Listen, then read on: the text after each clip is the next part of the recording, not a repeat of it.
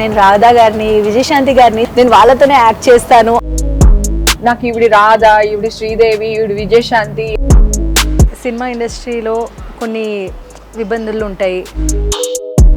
నేను హీరోయిన్ అంటాడు, నేను ఓ అబ్బా అసలు మిమ్మల్ని అంటాడు. ఇప్పటికి మీకు అనిపిస్తుందా అందరు సెల్ఫిష్ గానే ఉంటారు? వాడి లైఫ్ వాడిది, సో వాడు బతకడం కోసం నలుగురిని బిజినెస్ చేయాలనుకుంటారు కానీ ఎక్కడ ఇన్వెస్ట్ చేయాలి? నిజం చెప్పాలంటే నాకు అన్ని తెలివితేటలు లేవు.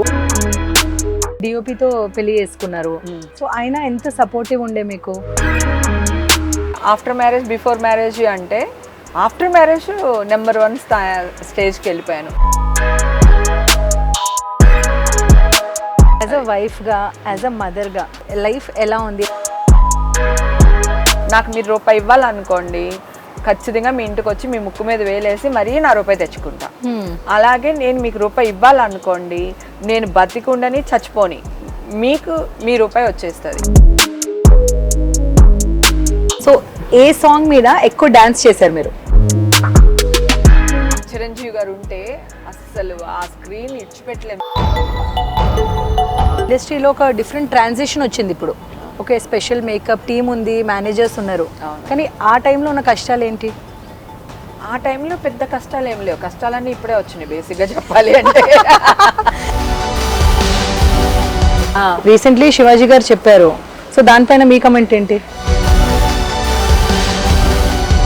మనుషుల మనస్తత్వం మారాలి, వాళ్ళు అలాగే ఉంటారు, మీరు మొత్తం బురక వేసుకుని రండి అని మాట్లాడడం కూడా కరెక్ట్ కాదు.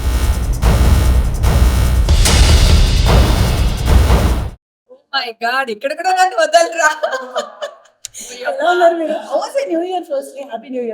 Thank you.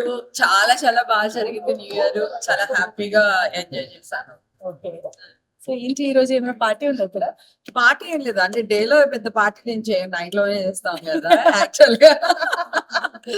సో ఊరికే చిల్ అవడానికి వచ్చాను. Oh, that's nice. అదే నేను చూసాను. ఎవరు who is this gorgeous lady or uncle? Oh my god, thank you so much.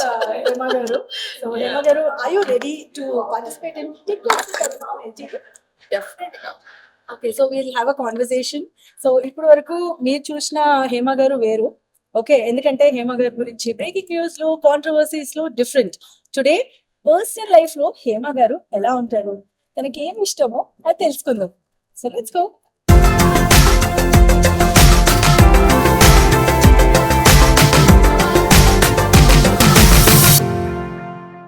Hema garu, in this new year, cheers to you. Cheers. 2026 should be really wonderful. It's mine. It's ours. Yeah, positively. Yes. So Hema garu, going back to your childhood, మీరు పుట్టి పెరిగింది ఎక్కడ? నేను పుట్టి పెరిగింది Razole, east Godavari. ఇప్పుడు సంక్రాంతికి అందరూ ఇక్కడి నుంచి మొత్తం అందరూ అక్కడికి వెళ్ళిపోతారు. తెలంగాణ పీపుల్స్ కూడా చాలా మంది వస్తారు. కోనసీమ మాది, చాలా అందంగా ఉంటుంది. చిన్నప్పుడు ఎందుకు అనిపించింది యాక్టింగ్ వైపు వెళ్ళాలి? యాక్చువల్గా మా అమ్మగారికి చాలా ఇంట్రెస్ట్ ఉండే మూవీస్ పైన, మూవీస్ ఇష్టం ఆవిడికి. ఆవిడ అవ్వలేకపోయారు, ఆవిడికి సపోర్ట్గా ఎవరు లేరు. ఆవిడికి నన్ను చేయాలని ఉండే. నాకు చిరంజీవి గారు అంటే చాలా ఇష్టం. చిన్నప్పుడు చిరంజీవి గారి మూవీస్ అన్ని చూసేవాళ్ళు. Early morning 5 o'clock first show వేసేవాళ్ళు. సో నేను మూవీకి వెళ్ళి, మూవీ నుంచి మళ్ళీ ఇంటికి వచ్చి బ్యాగ్ తీసుకుని స్కూల్కి వెళ్ళిపోయేదాన్ని. అలాగా చిరంజీవి గారు అంటే ఇష్టం. దాని మీద సినిమాలు ఇంట్రెస్ట్ మదర్కి ఉండే. తర్వాత ఒకరోజు ఒక యాడ్ వచ్చిందనమాట, యాక్టింగ్ స్కూల్ స్టార్ట్ చేస్తున్నాం హైదరాబాద్లో, ఇంట్రెస్ట్ ఉన్న వాళ్ళు ఎవరైనా, స్వాతి బుక్స్ అవి ఉంటాయి కదా, దాంట్లో మా ఇంటి పక్కన ఒక షాప్ ఆయన వచ్చి మదర్కి చూపించారు, మీరు ఎలాగ ఇష్టం అంటున్నారు కదా అని. ఇన్ మీన్ వేలు ఏమేమి జరిగిందంటే, మా ఊర్లో ఆల్రెడీ షూటింగ్లు చేశారు. ఒకటి కనక మహాలక్ష్మి రిగడింగ్ డాన్స్ ట్రూప్ అని, నరేష్ హీరోగా ఒకటి, పెద్ద వంశీ గారు డైరెక్టర్ అన్నమాట. తర్వాత అంతకు ముందు రాజేందర్ ప్రసాద్ గారితో ఒక మూవీ వచ్చింది, లేడీస్ టైలర్. సో ఆ సినిమాకి నేను వాళ్ళతోనే తిరిగేదాన్ని. ఓకే, స్కూల్ అయిపోయిన తర్వాత వాళ్ళతోనే ఉండేదాన్ని, స్కూల్కి వెళ్లే ముందు వాళ్ళతోనే ఉండేదాన్ని. మా ఇంటి గోదావరి పక్కన మా ఇల్లు, సో వాళ్ళు మా ఇంటి ముందు నుంచి వెళ్ళేవాళ్ళు, మా ఇంటి దగ్గర ఆగేవాళ్ళు, అలా సో అన్నమాట. మొత్తం ఆర్టిస్ట్లతో, ఆర్టిస్ట్ కెమెరా పీపుల్ తో, అందరితో అందరితో ఉండే టెక్నికల్ టీమ్ తో ఉండే మీరు. ఉండేవాళ్ళం. Hmm. సో ఆ టైంలోనే నాకు ఈ పేపర్ యాడ్ వస్తే ఇక్కడ హైదరాబాద్ వచ్చి జాయిన్ అవుదాము అని అనుకున్నాము. ఓకే. తీరా హైదరాబాద్ వస్తే ఆ స్కూల్ అంత మంచిది కాదు, ఎక్కడో శ్మశానంలో ఉన్నది. చాలా కొంచెం భయం వేసింది అనమాట. అమ్మో ఇదేదో కరెక్ట్ గా లేదు అని చెప్పి మదర్ డిసిషన్ తీసుకుని మళ్ళీ మేము వెనక్కి వెళ్ళిపోయాం, రిటర్న్ వెళ్ళిపోయాం. తర్వాత మా చుట్టాల వాళ్ళు కొంతమంది ఇండస్ట్రీలో ఉండడం వల్ల వాళ్ళని అప్రోచ్ అయ్యి వాళ్ళ త్రూ చెన్నై వెళ్ళాం. ఇంకా చెన్నై వెళ్ళడం ఇంకా మళ్ళీ తిరిగి రాజాలు వెళ్ళలేదు.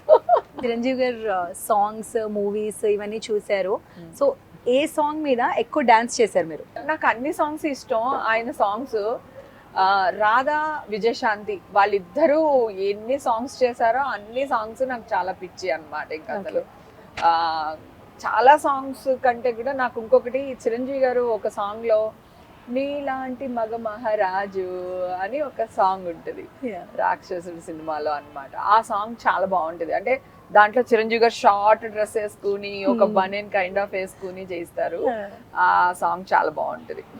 విజయశాంతి, రాధా, చిరంజీవి గారు ఉంటే అస్సలు ఆ స్క్రీన్ ఇచ్చిపెట్టలేం తెలుసా. అసలు అల్టిమేట్. అంటే నువ్వా నేనా అని పోటీగా ఉంటాయి డైలాగ్స్ కానీ యాక్షన్ కానీ, చాలా బాగుంటది అసలు. సో మీరు విజయశాంతి గారిని కలిసారు కదా, సో అప్పుడు ఈ విషయం చెప్పారు మీరు? సినిమాలు చేశాను, తనతో చాలా క్లోజ్ గా ఉండేవాళ్ళం. సినిమాలు చేసినప్పుడు ఎక్కువ విజయశాంతితో బాగా చేశాను. సో కొన్ని రాధా గారితో కూడా చేశాను. చెప్పాను నాకు చిరంజీవి గారు అంటే పిచ్చి, మీరంటే చాలా ఇష్టం. నేను చాలా దాంట్లో కూడా చెప్తాను, నేను చీర చాలా బాగా కట్టుకుంటానని చాలా మంది అంటారు. అవును, ఎక్కడికి వెళ్ళినా అబ్బా భలే కడతావు అక్క, చీర భలే ఉంటే నీ చీరలు అంటారు. సో అది నేను విజయశాంతి గారి దగ్గర నేర్చుకున్నా. అప్పుడు క్యారవాన్స్ హీరోకి సపరేట్ రూమ్, మాకు సపరేట్ రూమ్ అలా ఏం లేవు కనుక అందరూ ఒకే చోట ఉండేవాళ్ళం. ఏదైనా ఒక చిన్న రూమ్ లేదా ఒక ప్లేస్ లోనే డ్రెస్సులు మార్చుకునే వాళ్ళం. సో దట్ ఆవిడకి హెల్ప్ చేయడానికి, లేకపోతే నేను ఏదన్నా నాకు హెల్ప్ చేయడానికి ఇంక ఒకరికొకళ్ళు అక్కడ ఎవరైనా ఉంటే ఒక హెయిర్ డ్రెస్సర్ ఉండేవాళ్ళు, లేకపోతే అది కూడా లేదు. సో చాలా టఫ్ టైం ఉండే కదా, ఎందుకంటే ఇండస్ట్రీలో ఒక డిఫరెంట్ ట్రాన్సిషన్ వచ్చింది. ఇప్పుడు మీరు చూస్తే ప్రతి ఒక్కరికి వ్యానిటీ వ్యాన్స్ ఉన్నాయి, క్యారవాన్స్ ఉన్నాయి, ఒక స్పెషల్ మేకప్ టీమ్ ఉంది, మేనేజర్స్ ఉన్నారు. కానీ ఆ టైంలో ఉన్న కష్టాలు ఏంటి? ఆ టైంలో పెద్ద కష్టాలు ఏం లేవు, కష్టాలన్నీ ఇప్పుడే వచ్చినాయి బేసిక్ గా చెప్పాలి అంటే. అంటే మీరే అన్నారు కదా అసలు మాకు డ్రెస్ చేంజ్ చేయడానికి రూమ్స్ కూడా లేవు. అంటే రూమ్స్ లేవు మీన్స్ అప్పుడు ఇంత జనం లేరు, ఇంత క్రౌడ్ లేదు. మేము యాక్ట్ చేసేటప్పుడు ఇంత క్రౌడ్ ఎక్కడ ఉంది అసలు? హైదరాబాద్ లో మేము షూట్ చేసామంటే అన్ని కొండలు, పుట్టలు, గుట్టలు అట్లానే ఉంటాయి కదా. సో అందుకని అంత క్రౌడ్ ఉండేది కాదు. సో పల్లెటూరులో షూటింగ్ చేస్తే ఎవరైనా ఇల్లు తీసుకునే వాళ్ళు. ఇప్పుడు విజయశాంతి గారు నేను చేసిన పనులు అవే.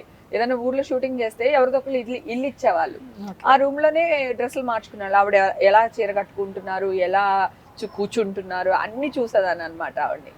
ఎక్కువ విజయశాంతి గారి ఇన్ఫ్లుయెన్స్ నా పైన ఎక్కువ ఉంటది. ఓకే, నాకు చాలా ఇష్టం. మీరు ఎప్పుడైనా అనుకున్నారా అంటే చైల్డ్హుడ్ లో ఇలా నేను రాధా గారిని, విజయశాంతి గారిని స్క్రీన్ పైన చూస్తున్నాను, నేను వాళ్ళతోనే యాక్ట్ చేస్తాను, అంత పర్సనల్ ర్యాప్ ఉంటుంది అని ఎప్పుడైనా ఊహించుకున్నారా? అసలు చిరంజీవి గారితో మాట్లాడతాననే ఊహించలేను నేను, ఎందుకంటే ఆయన నా ఫేవరెట్ హీరో కనుక. అలాంటిది ఇంకా అంత హీరోలతో హీరోయిన్ తో యాక్ట్ చేసే అవకాశం రావడం అనేది గొప్ప విషయం. కాకపోతే నేను 14 years అప్పుడు ఇండస్ట్రీకి వచ్చాను. నాకు ఈవిడి రాధా, ఈవిడి శ్రీదేవి, ఈవిడి విజయశాంతి అవేం తెలీదు. ఇన్నోసెంట్ గా ఉన్నారు, అవేం తెలీదు. నేను యాక్ట్ చేస్తున్నాను పనాల వాళ్ళతో, అంతే. సో నేను బాగా యాక్ట్ చేయాలి, మంచి పేరు తెచ్చుకోవాలి, మళ్ళీ తిరిగి రాజోలు వెళ్ళకూడదు, ఒక ఆకసి ఉండేది అనమాట.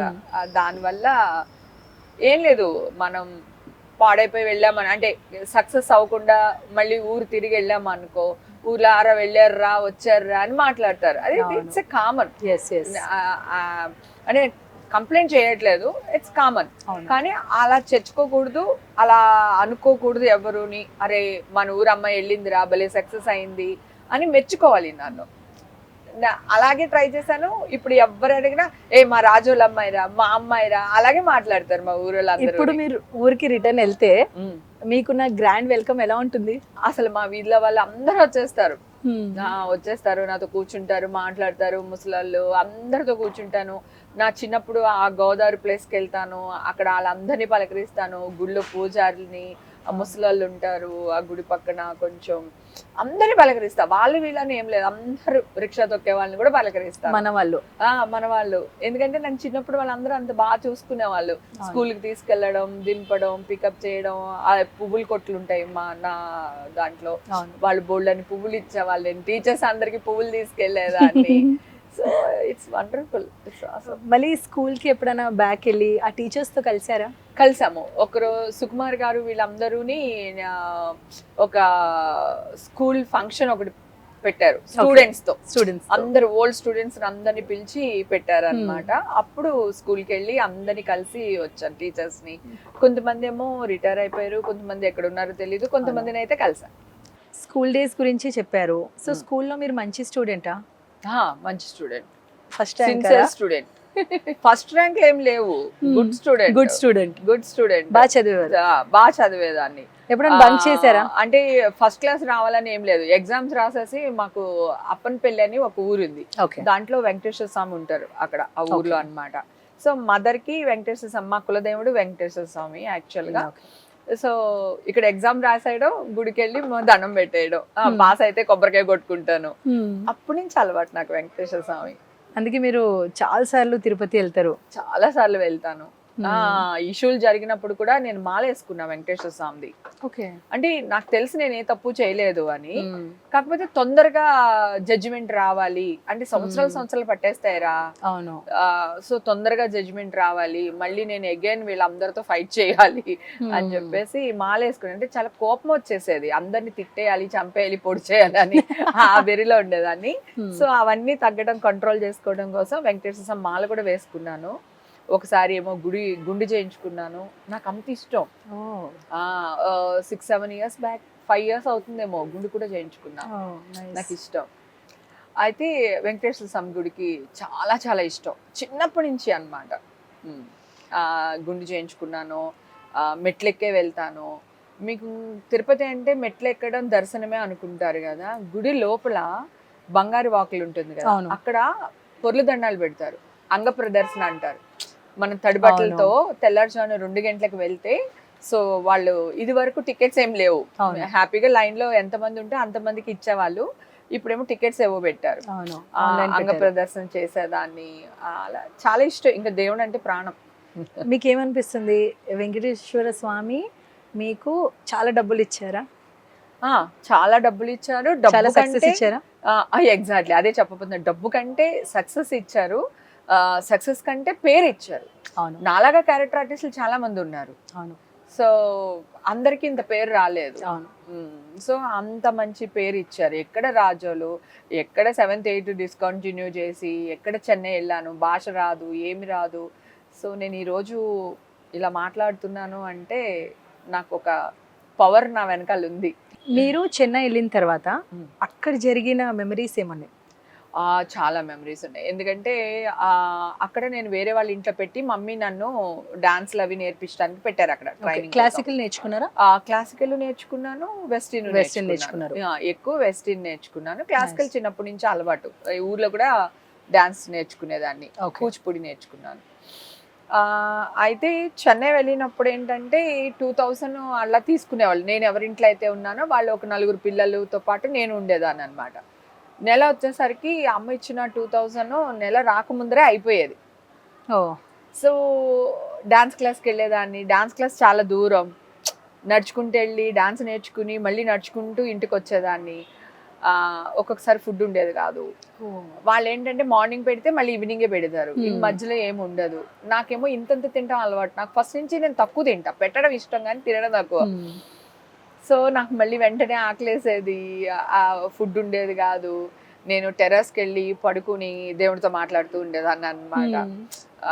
నాకు శక్తినివి, డ్యాన్స్ నేర్చుకోవాలి, మంచి ఆర్టిస్ట్ అవ్వాలి. చిన్న చిన్న ప్రాబ్లమ్స్ ఉంటాయి, అడ్డంకులు ఉంటాయి, కానీ ఇవన్నీ నేను ధైర్యంగా ఎదుర్కోవాలి. ఆకలేస్తుంటే మరి అది కూడా ఒక పెయినే.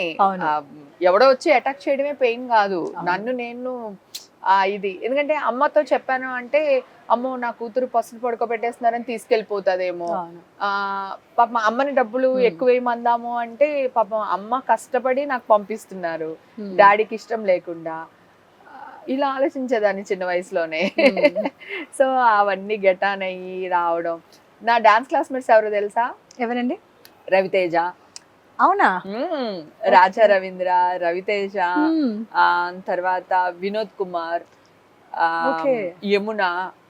మ్మ్. అంటే మా డాన్స్ మాస్టర్ కమల్ హాసన్ కి డాన్స్ మాస్టర్ ఆయన. ఓకే. వాళ్ళ వైఫ్ గిరిజ గారు అనమాట. వాళ్ళ దగ్గర డాన్స్ నేర్చుకునేదాన్ని. ఆల్మోస్ట్ కళా మాస్టర్, బృందా మాస్టర్, వీళ్ళు ఎవరైతే టాప్ డాన్స్ మాస్టర్లు ఉన్నారో అందరూ ఆవిడ గిరిజ గారికి చెల్లుళ్ళు. ఓకే. రఘురామ్ మాస్టర్ వచ్చి మా గురుగారు. రఘురామ్ మాస్టర్ అనే ఆయన కమల్ హాసన్ కూడా గురు. నైస్. సో ఆయన క్లాస్ గనక బోల్డ్ మంది హీరోలు, కాకపోతే నా క్లాస్మేట్స్ బ్యాచ్మేట్స్ వీళ్ళు అనమాట. ఆల్మోస్ట్ హీరో హీరోయిన్స్ అందరూ అక్కడి నుంచి వచ్చిన వాళ్ళే, కళా మాస్టర్ దగ్గర నుంచి వచ్చిన వాళ్ళే, తమిళ్ తెలుగు అందరూ అన్నమాట. సో నేర్పించేటప్పుడు వాళ్ళు కొన్ని రూల్స్ రెగ్యులేషన్స్ పెట్టేవారు. అదేంటి ఈజీగా ఉండేనా మీకు? మీకు ఈజీగా స్టెప్స్ వచ్చేవా? బై బర్త్ నాకు ఎనర్జీ లెవెల్స్ ఎక్కువ, చాలా ఎక్కువ అన్నమాట. సో దానివల్ల వాళ్ళు ఇలా అంటే నేను ఇట్లా నేర్చేసుకునేదాన్ని బాగా. అందులోకి క్లాస్లో అందరికంటే చిన్నదాన్ని నేను. సో అందరూ ప్రాంపరింగ్ చేసేవాళ్ళు. సో ఎక్కువ ప్యాంపరింగ్ ఎవరు చేసేవారు మీకు? ఆల్మోస్ట్ మా కొన్ని రోజుల తర్వాత మా డాన్స్ మాస్టర్ నా దగ్గర డబ్బులు కూడా తీసుకోలేదు. అంత మంచి స్టూడెంట్. ఫ్రీగానే నేర్పించారు ఆయన. వెరీ కొన్ని నైస్. రోజులు రాకపోతే ఎందుకు రాలేదు, లేకపోతే మాస్టర్ కలవడానికి వెళ్తాం కదా, ఎందుకు రావట్లేదు అదంటే కొంచెం ఇబ్బంది ఉంది మాస్టర్ అది ఇది అని అంటే, నిన్ను ఎవరు అడిగారు ఫీజు, వచ్చి నేర్చుకుని వెళ్ళు అది ఇది అని. అలా రాణి, వాణి, కళ్యాణి అని ముగ్గురు అక్క చెల్లెలు ఉండేవాళ్ళు. వాళ్ళు కూడా తర్వాత వాళ్ళ హస్బెండ్స్ డాన్స్ మాస్టర్స్ అయ్యారు. వాళ్ళు కొన్ని దానికి డాన్స్ అసిస్టెంట్స్ మాస్టర్లా కూడా చేశారు అనమాట. వాళ్ళు క్లోజ్ ఫ్రెండ్స్. అదొక లైఫ్. అమ్మకు తెలియకుండా సినిమాకి వెళ్ళడం, అక్కడి నుంచి నాకు కాలేజ్ లేదు కదా. సో మమ్మీ ఏమో ఇంక ఈ టైం కూడా నువ్వు రాలేదేంటి అనడం. మర్చిపోయాను, మళ్ళీ కంటిన్యూ మీ మమ్మీ ఎక్కడి నుంచి వచ్చింది అంటారు ఇప్పుడు కామెంట్స్ లో. కాదు, అప్పుడు డాన్స్ క్లాస్ లో డాన్స్ అంతా ప్రాక్టీస్ అయిపోయి సినిమాలు రావడం మొదలైంది. మొదలైనప్పుడు ఇంకా మమ్మీ రాజోల్ నుంచి వచ్చేసి చెన్నైలో సెటిల్ అయ్యాం. మమ్మీ చిరంజీవి గారి విజయశాంతి ఇంటి వెనకాలే మా ఇల్లు. వాళ్ళంతా అపార్ట్మెంట్స్, నాది ఒక చిన్న ఇదన్నమాట, ఒక సింగిల్ బెడ్రూమ్ అలా ఇల్లు లాగా. సో చెన్నైలో ఎక్కడ ఉండేవారు మీరు? పిలియర్ కోల్ స్ట్రీట్ అని టీ నగర్ లోనే. టీ నగర్ లో. ఇప్పుడు అక్కడికి వెళ్తే మీకు ఏమనిపిస్తుంది? నేను ఇప్పుడు కూడా వెళ్తాను తెలుసా, కాకపోతే అక్కడ నేను చిన్నప్పుడు నేను ఆడుకునే ఫ్రెండ్స్ లేరు, ఇల్లు మారిపోయినాయి. పెద్దోళ్ళు ఎవరైతే ఉన్నారో వాళ్ళు కొంతమంది కాలం చెల్లించారు, కొంతమంది ఏమో ఊర్లు ఇడిచిపెట్టి వెళ్ళిపోయారు అలా. కానీ నేను వెళ్ళి చూసుకుని వస్తా, నాకు ఇష్టం. ఎప్పుడు చెన్నై వెళ్ళినా నా డాన్స్ క్లాస్ చూసుకుని వస్తా. మాస్టర్ వాళ్ళందరూ ఉంటారు, కాకపోతే ఇల్లు చేంజ్ అయిపోయారు, కానీ వెళ్ళి వస్తాను. మాస్టర్లు అందరు కలిసేసి వస్తాను. అక్కడ ఉన్న టెంపుల్స్ అలవాటు నాకు. ఫస్ట్ అమ్మవారి టెంపుల్ అలవాటు అయింది చెన్నైలో. నళిని ఉన్నారు కదా హీరోయిన్, ఆవిడ ఒక టెంపుల్ కి వెళ్తారనమాట. వాళ్ళ ఆవిడ పెంచిన ఆవిడ నా ఇంటి పక్కన ఆవిడ నన్ను బాగా చూసుకునేవాళ్ళు. ఆవిడతో పాటు అక్కడ గుడికి తీసుకెళ్లేవాళ్ళు. సో మీకు స్టార్టింగ్ నుంచి భక్తి ఎక్కువే? చాలా చిన్నప్పటి నుంచి, చెప్పానుగా, ఎగ్జామ్స్ రాసేయడం, గుడికి వెళ్ళిపోవడం, అలా చాలా ఇష్టం అనమాట. పైగా మా ఇంటి చుట్టుపక్కల అన్ని గుళ్ళే. నేను పుట్టిన ప్లేస్ అంతా గుళ్ళే. ఆంజనేయ స్వామి గుడి, గోదావరి అని చెప్పాను కదా, పోతులూరు వీరబ్రహ్మం గారి గుడి ఉంది, వెంకటేశ్వర స్వామి గుడి ఉంది గోదావరి పక్కనే. ఎవరు వచ్చినా పుష్కరాలకు కానీ దేనికి కానీ మా ఇంటి ముందు నుంచి వెళ్ళి స్నానం చేయాలి. మరీ పక్కన, ఇలా అంటే గోదావరి తగులుతుంది అన్న అంత డిస్టెన్స్ అన్నమాట. చిన్నప్పటి నుంచి ఇష్టం దేవుడు, ఏదో ఒక పవర్. సినిమా ఇండస్ట్రీలో కొన్ని ఇబ్బందులు ఉంటాయి, టెన్షన్స్ ఉంటాయి, స్ట్రెస్, అవి మీరు ఎవరితో ఎక్కువ షేర్ చేసేవారు? బేసిక్గా నాలో నేను మాట్లాడుకోవడం అలవాటు, చెప్పాను కదా ఇందాక.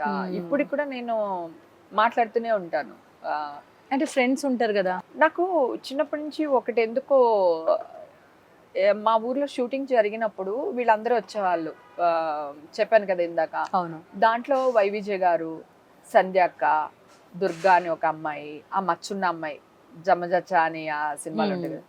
వీళ్ళందరూ ఏంటంటే మెంటల్గా చిన్నప్పుడే నాకు బాగా ఫీడ్ చేస్తారు. ఎవ్వరూ స్వార్థం లేకుండా నీతో మాట్లాడరు. నువ్వేమో తెల్లారు లెగిస్తే మాతోనే తిరిగేస్తున్నావు. డెఫినెట్గా ఇవాళ కాకపోయినా రేపైనా నువ్వు ఇండస్ట్రీకి వచ్చేస్తావు. వచ్చినప్పుడు నువ్వు నేర్చుకోవాల్సిన విషయాలు, గుర్తుపెట్టుకోవాల్సిన విషయాలు ఇవే. నేను హీరోయిన్ అంటాడు, నేను ఓ అబ్బా అసలు మిమ్మల్ని అంటాడు, వాడికి స్వార్థం. వాడు నిన్ను అమ్మేయచ్చు, లేకపోతే నీ ఇంకేదైనా చేయొచ్చు, లేకపోతే నీ డబ్బు దబ్బేయచ్చు, లేకపోతే నేను మర్డర్ చేయొచ్చు, ఏదైనా జరగవచ్చు. కానీ నువ్వు 24/7 కాన్షియస్ లో ఉండాలి. వాడు అవతలాడు ఎందుకు మాట్లాడుతున్నాడు, నిజం మాట్లాడుతున్నాడు, అబద్ధం మాట్లాడుతున్నాడు, ఆడపిల్లల వాడు ఏ చూపుతో చూస్తున్నాడు మనకు తెలుస్తుంది, ఇవన్నీ నువ్వు గుర్తుపెట్టుకోవాలి అని చెప్పి వాళ్ళు బాగా నూరేశారు అనమాట చిన్నప్పుడే. అవి బాగా మైండ్ లో పెట్టేసుకున్నాను. ఇప్పటికి మీకు అనిపిస్తుందా అందరు సెల్ఫిష్ గానే ఉంటారు? ఉంటారా, ఉండకుండా ఎవరు ఉండరు. ఎవడు పెళ్ళం బిడ్డలు పెంచుకునే వాళ్ళ ఇష్టం, ఎవడి లైఫ్ వాడిది. సో వాడు బతకడం కోసం నలుగురిని, ఇప్పుడు ఏమంటున్నారు, అడవిలో సింహమైన ఆకలేస్తే వేటాడుతుంది, అవును. కానీ మనం మనుషులం కదా. సో ఇది అందరికీ తెలిసిన విషయమే, స్వార్థమే. కాకపోతే ఫ్రెండ్షిప్ చేయకుండా ఉండలేము, మాట్లాడకుండా ఉండలేము. కానీ ఎంతవరకు మాట్లాడాలి, ఎంతవరకు చెప్పాలి, అంతవరకు మాట్లాడి అంతవరకు చెప్తే మనం సేఫ్. నీ గురించి కెమెరామెన్ గురించి నీకో చెప్పాను అనుకో, ఏమవుతుందంటే మీరు బాగానే ఉంటారు, కరెక్ట్, నన్ను అవాయిడ్ చేస్తారు. నేను నిజమే చెప్పుండొచ్చు, కానీ నన్ను అవాయిడ్ చేస్తారు. సో ఇవన్నీ లైఫ్ లో పాఠాల్లాగా నేర్చుకుంటూ, కొంతమంది నేను నమ్మాను, నేను మోసపోయాను, అది ఆడవాళ్లే చాలా మంది మోసం చేస్తారు. ఆడవాళ్ళని నమ్మాను, మోసపోయాను, మన ముందు ఒకలా మాట్లాడతారు, మన వెనకాల ఇంకొకలా మాట్లాడతారు. నేనేమనుకుంటారంటే, నేను స్ట్రైట్ గా ఉన్నాను కదా, నువ్వెందుకు స్ట్రైట్ గా ఉండవు అని అనుకునేదాన్ని. సో ఇప్పుడు అలవాటు అయిపోయింది. ఓకే, ఈ అమ్మాయి క్యారెక్టర్ ఇది, సో ఈవిడితో ఇక్కడ వరకు ఉండొచ్చు మనం అనేది వచ్చేసింది. అందుకని నేను చిన్నప్పటి నుంచి ఎవరిని నమ్మేదాన్ని కాదు. సో నా లైఫ్ నేను నా ఫ్యామిలీ, ఇప్పుడు అంతే. ఫస్ట్ ప్రిఫరెన్స్ నా ఫ్యామిలీ, తర్వాత నా ఇష్టం. కానీ స్ట్రైట్ ఫార్వర్డ్ గా ఉండడం కూడా ఒక్కొక్కసారి ప్రాబ్లం కదా. ఎక్కువ ప్రాబ్లం. ఎలాగైనా బతికేయచ్చు అనుకుంటే ప్రాబ్లమే లేదు, ఇలాగే బతకాలనుకుంటే ప్రాబ్లం చాలా ఫేస్ చేయాలి. దానికి చాలా ధైర్యం, దమ్ము రెండు ఉండాలి. డెఫినెట్లీ చాలా మంది మిమ్మల్ని చీట్ కూడా చేసి ఉంటారు. అవును. సో మీరు మళ్ళీ వాళ్ళని చూస్తే మీకు ఏమనిపిస్తుంది? యాక్సెప్ట్ చేసేస్తాను. యాక్సెప్ట్ చేసేస్తారా? నేను పూరి జగననే మేమందరం సనత్ నగర్లో ఉండేవాళ్ళం.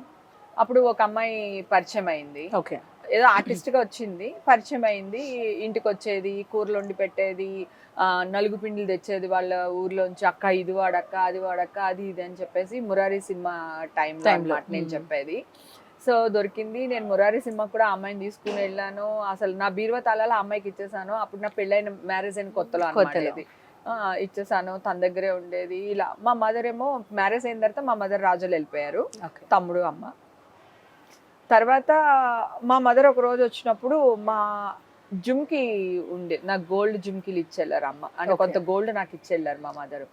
సో ఆ జిమ్కులు పిచ్చి జిమ్కులు అంటది మా అమ్మ. నేను అన్నాను, పిచ్చి జిమ్కులు ఎందుకంటే అమ్మ, నువ్వు ప్రతిదీ అనుమానిస్తా, ఏం కాదంటే వెళ్ళి చూడు చూడు అని చెప్పి తిడితే సరే అని గోల్డ్ షాప్కి వెళ్ళి మా అమ్మ గోల పడలేక చెక్ చేపిస్తా, అది డూప్లికేట్.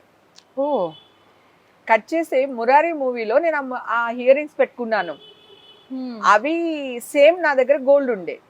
ఓకే. ఆ మురారి మూవీలోంచి ఆ అమ్మాయి తీసుకొచ్చి నా బీరువాలో అవి డూప్లికేట్ పెట్టేసి ఒరిజినల్ తీసేసుకుంది.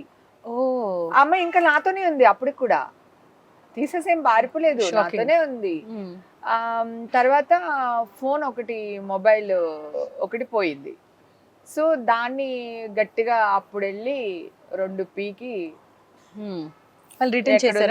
తీ ఫోను అంటే ఫోన్ ఇచ్చింది. ఫోన్ ఇచ్చిన తర్వాత ఇదిగో అమ్మ చెప్పింది ఇయర్-రింగ్స్, కానీ నిన్ను అడగలేక నేను అడగలేదు, ఇది కరెక్టేనా, నువ్వు దొంగవని తెలిసి కూడా నేను యాక్సెప్ట్ చేశాను నిన్ను, 2 పీకెన్ కూడా అన్నమాట.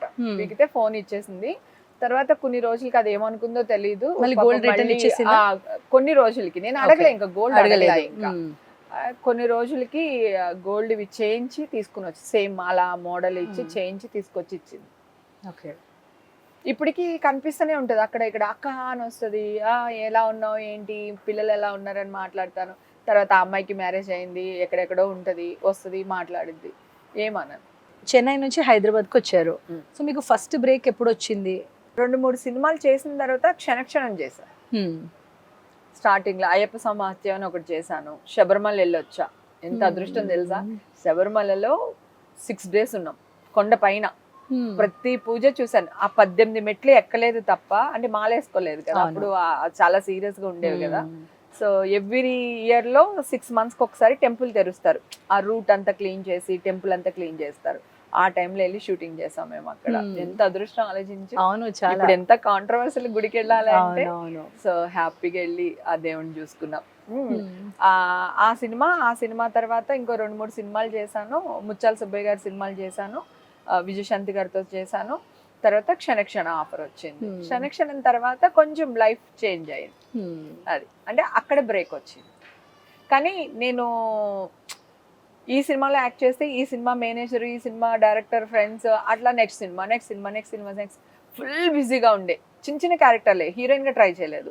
వచ్చిన క్యారెక్టర్ వచ్చినట్టు చేస్తూ ఉన్నా, బ్రహ్మాండంగా చేస్తూ ఉన్నా, మంచి డైలాగులు చెప్తూ ఉన్నా, అసలు చాలా బాగా అంటే మెచ్చుకునే వాళ్ళు అందరూ. సో ఇప్పటికీ మిమ్మల్ని క్యారెక్టర్ ఆర్టిస్ట్, సపోర్టింగ్ ఆర్టిస్ట్ అంటారు. అవును, ఓకేనా? అవును, ఓకే. అంటే నేను కూడా తమిళ సినిమాలు 2 సినిమాలు హీరోయిన్ గా చేశాను, మలయాళం మూవీ చేశాను, తెలుగు సినిమా ఒకటి బ్రహ్మానందం గారితో హీరోయిన్ గా చేశాను. ఆ సినిమా అన్ఎక్స్పెక్టెడ్ గా రిలీజ్ అవ్వలేదు. కాకపోతే నాకు హీరోయిన్ గా చెప్పుకునే కంటే కూడా నాకు క్యారెక్టర్ ఆర్టిస్ట్ గానే లైఫ్ స్పాన్ ఎక్కువ ఉండింది. ఇప్పుడు మీరు హీరోయిన్ చేసిన 2-3 సినిమాలు, తర్వాత ఏం చేస్తారు, క్యారెక్టర్ చేయాలి. కరెక్ట్ కదా. సో నేను ఎప్పుడు అయ్యో నేను ట్రై చేసి ఉండాల్సిందేమో అని నేను అనుకోలేదు. ఎప్పుడు చిన్నప్పటి నుంచి చాలా మొండిగా ఉండేదాన్ని. నాకు నచ్చింది నేను చేస్తాను, నాకు నచ్చింది క్వశ్చన్ చేస్తా. సో ఈ స్ట్రేట్ ఫార్వర్డ్నెస్ అనేది చిన్నప్పటి నుంచి ఉంది మీకు? ఫస్ట్ నుంచి ఉంది. ఊర్లో రాజోళ్ళ నుంచి ఉంది. రాజోల్లో కూడా ఎవడన్నా మా అక్కల్ని కానీ లేదా నా ఫ్రెండ్స్ కానీ ఎవడన్నా ఏడిపించినా, థియేటర్లో ఎవడన్నా అధవేషాలు వేసినా అప్పుడు పడిపోయి ఉండేవి అవతలడికి. సైకిల్ నేర్చుకున్నాను, ఈత కొట్టడం నేర్చుకున్నాను. అప్పుడు నాన్నగారికి మా గోదావరి అవతలకి ఇది ఇచ్చాలని ఒక కోరిక. సో గోదావరి సగం మీద కలుగుతాను నేను ఇప్పుడు. అంటే ఫుల్ చేయలేకపోయాను. అంటే ఫోకస్ చేస్తుంటే చేసేదాన్నేమో. ఇంకా తర్వాత ఇక్కడికి వచ్చాం కదా. నాన్న నన్ను అబ్బాయిలానే పెంచుకున్నారు. ఓకే. డాడీ అన్ని ఇంట్లో అందరికి ఫస్ట్ నేనే. సినిమాకి తీసుకెళ్లాలన్నా చెల్లెల్ని వాళ్ళని డాడీ నాకే డబ్బులు ఇచ్చేవాళ్ళు మా నాన్న. Very good. నాన్న దగ్గర వ్యవసాయం కూడా బాగా నేర్చుకున్నాను. Very nice. చాలా. సో అమ్మతో నాన్నతో ఇద్దరితో బాగా ఉండింది ఎఫెక్షన్స్. సో మాకు కూడా మీరు చెప్పాలి. మీరు అన్నారు కదా బాగా నేర్చుకున్నాను. సో బిజినెస్ లో ఎలా బిజినెస్ చేయాలి, ఎందుకంటే చాలా మంది బిజినెస్ చేయాలనుకుంటారు కానీ ఎక్కడ ఇన్వెస్ట్ చేయాలి ఏంటి తెలియదు. నిజం చెప్పాలంటే నాకు అన్ని తెలివితేటలు లేవు. అమ్మ చిన్నప్పటి నుంచి వడ్డీ వ్యాపారమే చేసేవాళ్ళు. నేను చిన్న చితక ఎవరికైనా మీకు కావాలి అంటే ₹1,00,000 ఇవ్వడం, రూపాయి వడ్డీయో రూపాయిన్నర వడ్డీయో తీసుకోవడం అట్లా ఉండింది. ప్రీవియస్ నేను యాక్ట్ చేసేటప్పుడు కూడా కొంతమంది ఫ్రెండ్స్ కి ఇచ్చేదాన్ని. వీళ్ళు నా దగ్గర రూపాయికి తీసుకెళ్లి వాళ్ళు ఇంకెవరికో ఇచ్చుకోవడం, వాళ్ళు ఇంకొంచెం ఎక్కువ వడ్డీలు తెచ్చుకోవడం అట్లా కొన్ని జరుగుతూ ఉండేది.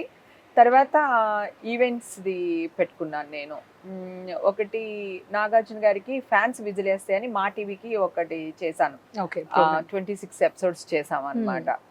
అది మా టీవీకి నాగార్జున గారు గెస్ట్ గా వచ్చారు, ఎన్టీఆర్ గెస్ట్ గా వచ్చారు, నా దానికి చాలా మంది వచ్చారు అనమాట. ఆ షో చేశాను నేను నా బ్యానర్ పైన. అప్పటి నుంచి ఈవెంట్స్ మొదలు పెట్టా, చిన్న చిన్న ఈవెంట్స్. ఇప్పుడు మ్యారేజ్లకి మీకు ఆర్టిస్టులు కావాలి, లేకపోతే సింగర్స్ కావాలి, సెలబ్రిటీ మేనేజ్మెంట్ అలాంటివి చేస్తూ వస్తున్నాయి. అది నా బ్యాక్గ్రౌండ్ లో వర్క్ చేస్తూ ఉన్నాను. నేను ఏదైనా ఈవెంట్కి పిలిస్తే చాలా ఇష్టం. డాన్స్ మాస్టర్లకు కానీ వాళ్ళకి కానీ ఈవెంట్ అంతా 2-3 ప్రోగ్రామ్స్ సత్య మాస్టర్కి ఇచ్చాను. సత్య మాస్టర్ చేస్తారు ఎక్కువ నా ఈవెంట్స్. అట్లా పబ్లిసిటీ లేదు కానీ చేస్తాను. సురేఖ, రజిత, సనా వీళ్ళందరూ కూడా నా ఈవెంట్స్కి వస్తూ ఉంటారు.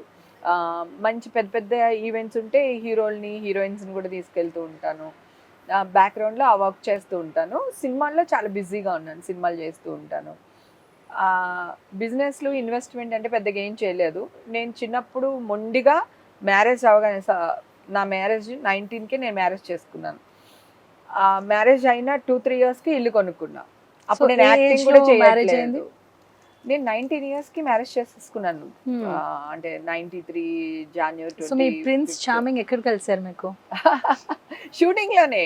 వాళ్ళ అన్నయ్యకి అసిస్టెంట్ గా వచ్చేవారు, అసిస్టెంట్ కెమెరామెన్ గా వచ్చేవాళ్ళు. అక్కడే లవ్ చేద్దాము, కొన్ని రోజులు ఆలోచిద్దామని కాకుండా మ్యారేజ్ చేసుకుందామని ప్రపోజ్ చేశారు.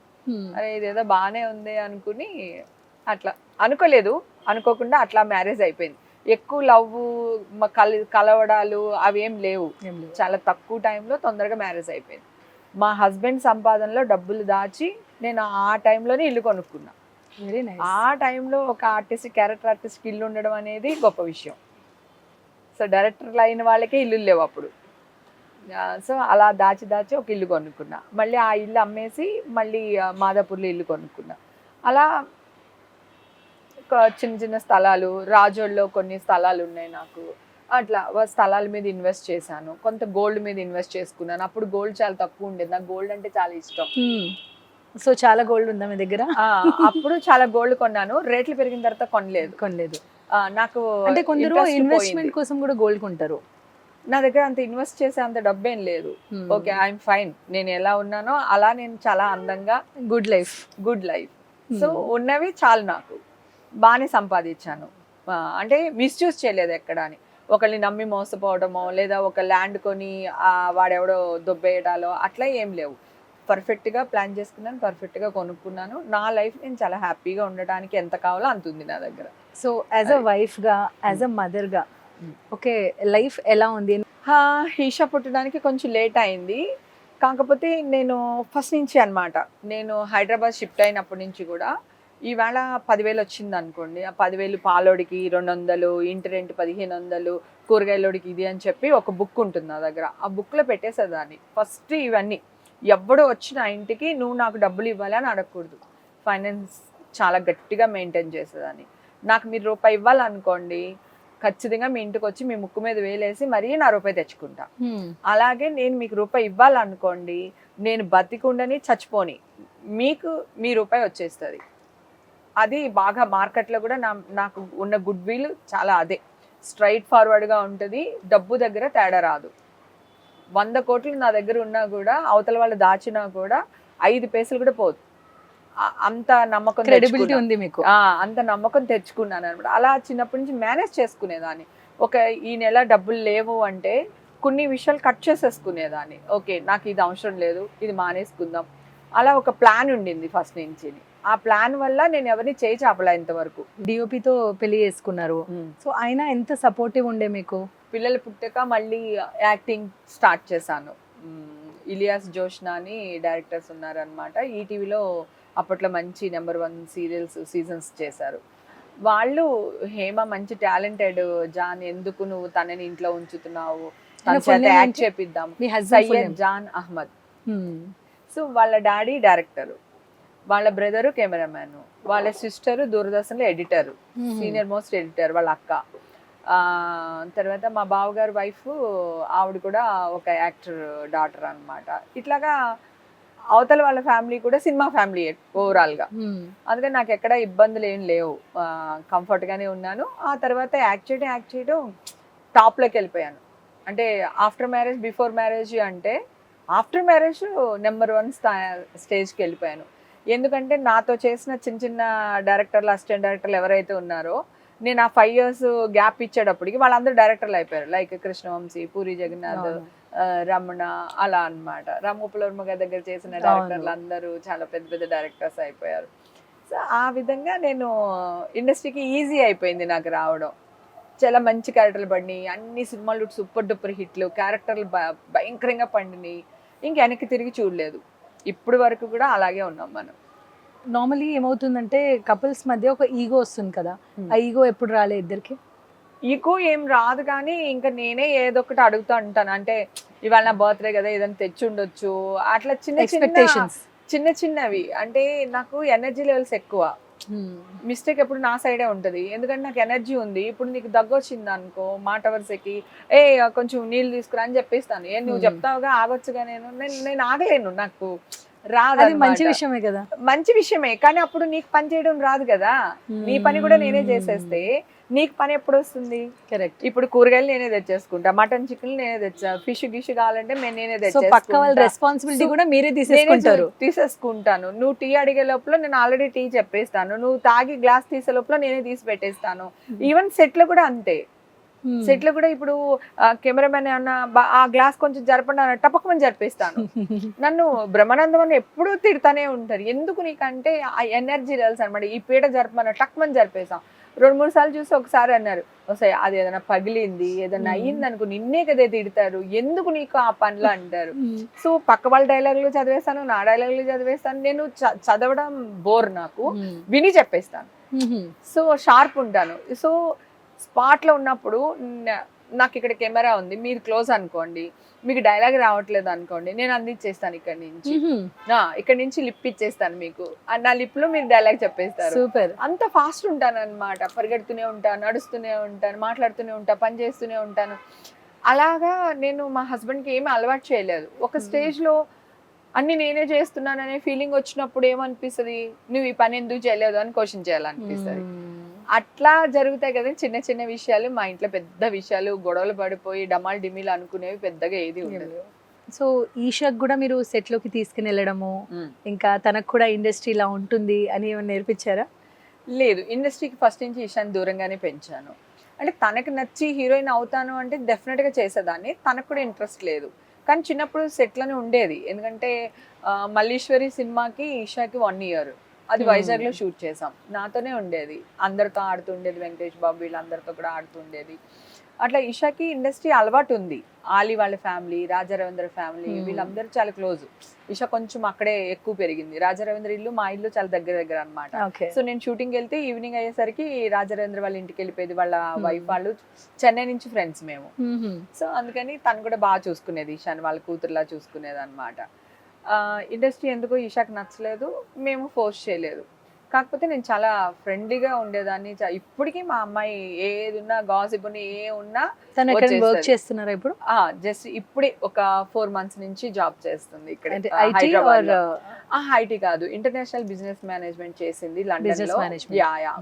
ఒక 5 months బ్యాక్ వచ్చేసింది. స్టడీస్ అయిపోయినాయి, మాస్టర్స్ కంప్లీట్ చేసుకుంది. Very nice.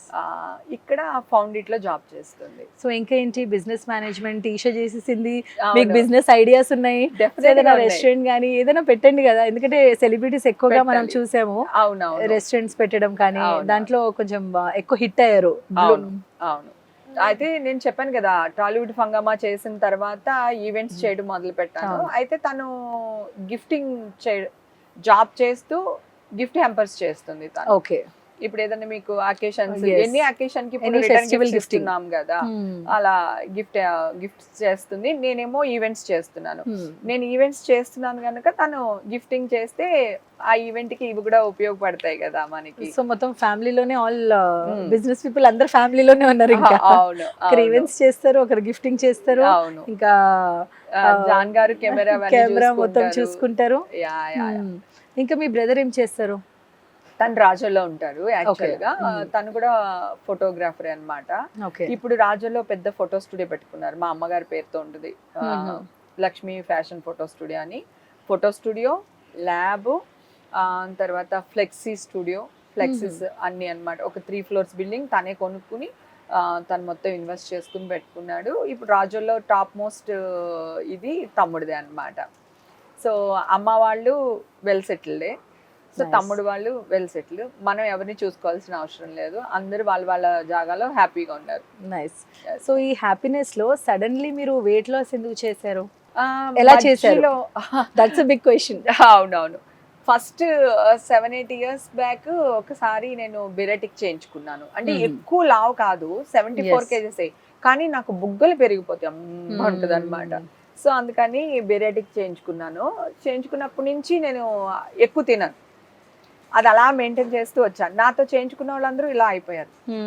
సో నేను నేను నా బ్రెయిన్ చెప్తుంది ఇంకా చాలు నువ్వు ఆపేసేయని. నేను వెంటనే మాట వింటా. ఎక్సర్సైజ్ ఏం చేస్తారు మీరు, రొటీన్ ఏంటి? మనసు చెప్పింది పెద్దగా వినను, బ్రెయిన్ తోనే ఎక్కువ వెళ్తాను. చాలా ప్రాక్టికల్ గా ఆలోచిస్తాను. ప్రాక్టికల్, బ్రెయిన్ చెప్పింది వింటాను. తర్వాత జిమ్ గట్టిగా చేసేదాన్ని నేను. ఇప్పుడు కూడా చేస్తున్నారా? ఇప్పుడు ఇంకా సన్నగా అయిపోయాను కదా, 6 pack వచ్చేసింది నాకు. 2 రోజులు జిమ్కి వెళ్తే 3వ రోజు ఇలా బైసెప్స్ వచ్చేస్తాయి. సో ప్రాబ్లం అది. 6 packs ఇష్టం లేదా మీకు? ఇప్పటికే నేను చాలా మ్యాన్లీగా ఉంటాను. ఇప్పుడు ఇంకా జిమ్కి వెళ్ళి ప్యాక్స్ వచ్చేసి ఇవన్నీ అంటే మళ్ళీ ఆడతానికి కొంచెం ఏదైనా ప్రాబ్లం వస్తుందేమో అని. రీసెంట్లీ వీడియోస్ చూసాం కదా, ప్రగతి గారు గోల్డ్ మెడల్ వచ్చింది ప్రగతి గారికి జిమ్ లో. కంగ్రాచులేషన్స్ పాపం దానికి. తను చాలా హార్డ్ వర్క్ చేసింది. తనని కూడా చాలా ఇన్సల్టింగ్ గా మాట్లాడి, మొన్న కూడా పాపం ఆడియో ఫంక్షన్ లో తను చెప్తూ ఉండింది, విన్నారు కదా మీరు, ఎంత అన్యాయంగా ఆ డ్రెస్సులు ఏంటి అదేంటి. ఏం చెప్తారు మీరు? ఇట్లా ఒకరు అంత కష్టపడి జిమ్ చేస్తూ గోల్డ్ మెడల్ తీసుకొచ్చారు కంట్రీకి, అలాంటి వాళ్ళకు కూడా ఏదో ఒక కమెంట్స్ చేస్తూ ఉంటారు. So what is your straight forward answer? అది చాలా బ్లండర్ మిస్టేక్ అండి. తిడితే తిట్టేమని బాధ పెడతారు, చెప్తే చెప్పేమని అంటారు. వాళ్ళకి అనిపించాలబ్బా, మన ఇంట్లో ఒక ఆడపిల్ల, మన ఇంట్లో ఒకళ్ళు ఉన్నప్పుడు మీరు అలా కామెంట్ చేయరే. ఇప్పుడు షార్ట్స్ వేసుకోకుండా మన ఇంట్లో ఆడపిల్లలు తిరుగుతున్నారా అబ్బా చెప్పండి, నిజం చెప్పండి. ఎంతమంది ఇళ్లలో ఆడపిల్లలు జీన్స్లు వేసుకుని తిరగట్లేదు, అందరూ కంఫర్టే కదా. సో ఆ అమ్మాయి కష్టపడి తనది ఒకటి గట్టిగా నచ్చింది ఏంటి తెలుసా, ఎవడెవడైతే కమెంట్స్ పెట్టారో, ఎవడెవడైతే నన్ను మాట్లాడినాడో, నన్ను బాధ పెట్టాడో, వాడు అందరికీ ఈరోజు నా సమాధానం ఇది మాట్లాడుతుంది. Great answer, great. ఇంకా అంతకంటే ఇంకేం కావాలి వీళ్ళకి చెప్పడానికి? అవును, అది అందరినీ ఒకే కోణంలో చూడకూడదురా. స్పోర్ట్స్ పర్సన్స్ ఒకలాగా ఉంటారు. అవును, చీర కట్టుకొని ఎవరైనా డంబల్స్ ఎత్తలేరు కదా. ఎత్తలేరు, అయినా కూడా చీర కట్టుకుంటే కూడా దానికి ఒక జిమ్ వేర్ ఉంటుంది, ఒక ఫిట్నెస్ అంటే నేను అటైర్ ఉంటుంది. పాపం తినని అన్నారని కాదు, అందరినీ అంటున్నారు కదా. ఒక్కళ్ళు ఎవరిని వదిలేశారు? పోనీ తినంటే జిమ్కి వెళ్ళింది వేసుకుందని అని అంటున్నారు. మిగతా వాళ్ళని చీర కట్టుకుంటే వల్గర్గా చూడట్లేదా? చూసే విధానం మారాలి అంటున్నాను. మనుషులు మనస్తత్వం మారాలి. వాళ్ళు అలాగే ఉంటారు, మీరు మొత్తం బురక వేసుకుని రండి అని మాట్లాడడం కూడా కరెక్ట్ కాదు కదా. సో ఇప్పుడు ఇట్లా అంటేనే సౌండ్ వస్తుంది, ఊరికినే రాదు కదా. వాళ్ళ వల్ల వీళ్ళు, వీళ్ళ వల్ల వాళ్ళు, ఇది ముందా అది ముందా అంటే మనం మాట్లాడలేం. కానీ తప్పు చేస్తున్నాం, చాలా పెద్ద తప్పు చేస్తున్నాం. ఇప్పటి నుంచి పిల్లల్ని మనం పెంచే విధానం మారింది, తల్లులు కూడా మారారు. ఇప్పుడు మగపిల్లడు కూడా చెప్తున్నారు, వరే ఆడపిల్ల ఎలాగున్నా అది మన ఇంటి పిల్ల, మనం అలాగే చూడాలి, అట్లాగే ఉండాలి. ఆడ మగ ఇద్దరు ఒకటే. స్కూల్స్ లోనే అదే చెప్తున్నారు, ఇంట్లోనే అదే చెప్తున్నాం. మేబీ నెక్స్ట్ జనరేషన్ చేంజ్ అవుతుంది. మా జనరేషన్, ఓల్డ్ జనరేషన్ క్వశ్చన్స్ చేస్తున్నారు, కానీ నెక్స్ట్ జనరేషన్ మాత్రం ఈవెన్గా వెళ్తారు. ఇది వరకు ఆడపిల్ల ఇంట్లో తోమాలి, ఆడపిల్లకి పని నేర్పించండి, ఆడపిల్ల చదువు ఎందుకు, అది ఇదని అన్నారు. ఇప్పుడు అందరు చేస్తున్నారు, ఇప్పుడు అందరూ చదువుకుంటున్నారు, ఇప్పుడు అందరూ బయటకు వస్తున్నారు, జాబ్ చేసుకుంటున్నారు. ఎప్పుడు కూడా నువ్వు ప్రకృతికి ఏమిస్తే ప్రకృతి నీకు తిరిగి అదే ఇస్తుంది, అది గుర్తుపెట్టుకోవాలి. ఇది వరకు పిల్లల్ని చదివించే వాళ్ళం కాదు, ఇప్పుడు తెలిసింది కదా. రీసెంట్లీ శివాజీ గారు చెప్పారు. సో దానిపైన మీ కమెంట్ ఏంటి? ఇప్పుడు ఒక ఆడపిల్ల డ్రెస్ వేసుకునో లేకపోతే ఎలాగో బయటికి వెళ్తుంది, వెళ్తే అలాగ కుక్కలాగా మీద పడిపోవడం ఏంట్రా, ఆ పిల్ల కూడా మన పిల్లే, మనల్ని నమ్మి వచ్చిందిరా, మనల్ని ఎంటర్టైన్ చేయడానికి వచ్చింది అని చెప్పుంటే బాగుండేదేమో ఒక వర్షన్. ఇంకొక వర్షన్ నేనేమంటానండి, ఇంతకు ముందు చీరలు కట్టుకుని చాలా మంది వెళ్ళారు. జనాలు చూసే మైండ్ సెట్ మారాలి, అది మారకపోతే మనం ఏం చేయలేం. సరే అందరూ అడుగుతున్నారండి, 60 ఏళ్ల ముసలావిడి ఏం బట్టలు వేసుకుందని చెప్పండి. చంటి పిల్ల, 3 ఏళ్ళ పిల్లని, 4 ఏళ్ళ పిల్లల్ని చేస్తున్నారు కదా, వాళ్ళు ఏం బట్టలు వేసుకున్నారని ఆ పిల్లని చేస్తున్నారండి, వాళ్ళ మైండ్ సెట్ కాదా? అది తప్పే కదా. ఒక ఫ్యాషన్ ఈవెంట్కి మీరు చీర కట్టుకొని వెళ్ళాలి, అసలు ఇలాంటి డ్రెస్సెస్ వేసుకోవద్దు, గ్లామరస్గా కనిపించొద్దు, అది చెప్పడం కూడా కరెక్టేనా? అసలు నేను ఒకటి చెప్తున్నాను, ఈవేళ మీరు ఈ డ్రెస్ వేసుకొచ్చారు, నేను ఎవరిని మీకు ఈ డ్రెస్ ఎందుకు వేసుకొచ్చారు, మీకు సూట్ అయిందని నేను ఎందుకు అడగాలి? ఇప్పుడు ఈ కెమెరామెన్ ఉన్నారు, ఇతను వచ్చి మేడం ఈ డ్రెస్ ఎందుకు వేసుకున్నారని అడుగుతారా? ఎవరు అడగరు. మీ కంఫర్ట్ ఉంది కదా, ఈ డ్రెస్ 100% ఉంది కదా, మీరు వేసుకున్నారు. ఇంకొక ఆవిడకి ఇంకొక డ్రెస్ కంఫర్ట్ ఉండొచ్చు, ఆవిడ ఆ డ్రెస్ వేసుకుంటారు. ఇప్పుడు మగాళ్ళు నిక్కర్లు వేసుకుని తిరుగుతున్నారు, బనెన్ వేసుకుని తిరుగుతున్నారు, ఓకేనా? సో మరి ఆడవాళ్ళు టెంప్ట్ అవరా? సో ఇలా అంటేనేమో అమ్మో ఇప్పుడు ఆడవాళ్ళందరూ పట్టుకుని ఓ హేమ ఇలా మాట్లాడింది అలా మాట్లాడింది అంటారు. నేను ఉన్నది ఉన్నట్టు మాట్లాడుతున్నానండి. చేసినోడు చిన్న పిల్లలు ఏం టెంప్ట్ చేశారు చెప్పండి, 60 ఏళ్ళ ముసలావిడ ఏం టెంప్ట్ చేసిందో చెప్పండి. కన్న కూతుర్ని తండ్రి చేస్తున్నాడు, కన్న కూతురు ఏం చేసిందో చెప్పండి. దీనికి అన్నిటికీ సమాధానం చెప్పిన తర్వాత మమ్మల్ని అందరినీ తిట్టండి, మీ ఇష్టం ఏమన్నా అనుకోండి, అవి తప్పు, ఎవరి కంఫర్ట్ వాళ్ళది. ఒకవేళ ఎవరైనా ఒక్క లేడీయో లేకపోతే ఇద్దరో ముగ్గురో ఒకవేళ వల్గర్గా డ్రెస్ వేశారు, లేదా మీకు నచ్చలేదు, అది వేరే విషయం. 99 మంది బాగానే ఉన్నారుగా. అవును, గుడికి వెళ్తూ స్విమ్మింగ్ డ్రెస్ ఎవరు వేసుకోరుగా, గుడికి వెళ్ళినప్పుడు గుడి డ్రెస్ వేసుకుంటాం, 100%. స్విమ్మింగ్ పూల్లో చీర కట్టుకుని దిగరు కదా. ఎవరి ఇష్టం వాళ్ళది. సోషల్ మీడియాలో పెట్టినప్పుడు నీకు కమెంట్స్ వస్తాయంటే, అమ్మాయి కమెంట్స్ వచ్చినప్పుడు ఎవరు ఏం మాట్లాడరు, నేను పెట్టాను కమెంట్స్ వచ్చినాయి, ఓకే. సో నేను అనేది ఆడవాళ్ళు చూసే విధానం మారాలంటున్నా. పిచ్చిది ఉంటది కదా, మన అడుక్కునే వాళ్ళు ఉంటారు కదా, పిచ్చి వాళ్ళు ఉంటారు పాపం, వాళ్ళకి చేస్తారు, వాళ్ళకి కడుపులు వస్తాయి పాపం, అది ఇళ్ళల్లో గోక్కుంటూ పాపం దానికి రోడ్ల మీద ఎంతమందిని చూడట్లేదు నాన్న, అడుక్కునేది ఏం టెంప్ట్ చేసింది, అది నేను బట్టలు వేసుకుని వచ్చి నేను టెంప్ట్ చేసిందా, దాన్ని కూడా చేస్తున్నావు, చంటి పిల్లని అబ్బాయిల మైండ్ సెట్ మారాలి ఫస్ట్. పిల్లల మైండ్ సెట్ మారాలి. పిల్లల మైండ్ సెట్ మారాలి అంటే పిల్లలకి మనమే నేర్పించాలి. అమ్మాయిలు మీరు ఇలాంటి డ్రెస్ వేసుకోకండి అని ఎంతలా చెప్తున్నామో అలా అబ్బాయిలు కూడా, అమ్మాయిలు పాపం సెక్యూరిటీ మనమే ఇవ్వాలిరా, ఒకవేళ ఎవడైనా తప్పు చేస్తే ఎరే అని చెప్పి ఇంకో 4 కుర్రాళ్ళు లాగుండుంటే కదా, మనం పిల్లలకి చెప్పుంటే అక్కడ 10 మంది పిల్లలు రాంగ్ గా బిహేవ్ చేస్తే 100 మంది పిల్లలు బాయ్స్ వచ్చి ఆ అమ్మాయిని రక్షించి ఉండేవాళ్ళేమో కదా అక్కడ. నువ్వు అమ్మాయిని టార్గెట్ చేసే బదులు అబ్బాయిలు కూడా చెప్పు, అబ్బాయిలు అలా కాదు నాన్న ఇలా ఉండాలి, అమ్మాయిలు మీరు కూడా కొంచెం చూసుకోండిరా, ఇద్దరికి చెప్పంటున్నా. అదేంటి మీరు రక్షణగా ఉండండి, మీరు రక్షించుకోండి, మీరు రక్షించుకోండి, ఇంకా ఎన్ని సంవత్సరాలు రక్షించుకోవాలి? గాంధీ మహాత్ముడు ఏమన్నాడు, ఆడది అప్పట్లో అన్ని చీరలే కదమ్మా, ఇప్పుడంటే డ్రెస్సులు వచ్చినాయి, ఒక ఆడది అర్ధరాత్రి ఒంటరిగా వెళ్ళి తిరిగి వస్తే ఆ రోజు మనకి వచ్చినట్టు అన్నారు కదా, ఇప్పటికీ రాలేదు కదా మరి, ఇంకా ఎన్ని సంవత్సరాలు నాన్న? మైండ్ సెట్లు మారాలి, చూసే విధానం మారాలి. అది మరి అలా అనుకుంటే ప్రతిదీ నెట్ లో ఇట్లా కొడితే 100 వస్తున్నాయి, మరి అవి రాకుండా పోరాడండి. అసలు మనకి ఇంటర్నెట్ వద్దని చెప్పండి, లేదా యూట్యూబ్స్ వద్దని చెప్పండి, అవన్నీ మనకి కావాలి, మనకి కంఫర్ట్నెస్. ఇవన్నీ వద్దు అనుకోవడం కూడా కరెక్ట్ కాదు. వల్గర్గా డ్రెస్ వేసుకోవడం ఎంత కరెక్ట్ కాదో అలాగే అబ్బాయిలు కూడా అమ్మాయిని చూసే విధానం కూడా కరెక్ట్ కాదు. సో రెండిట్లోనే తప్పు ఉంది. గుడ్డు ముందా పిల్ల ముందంటే కుదరదు. సో రెండు ఈవనే.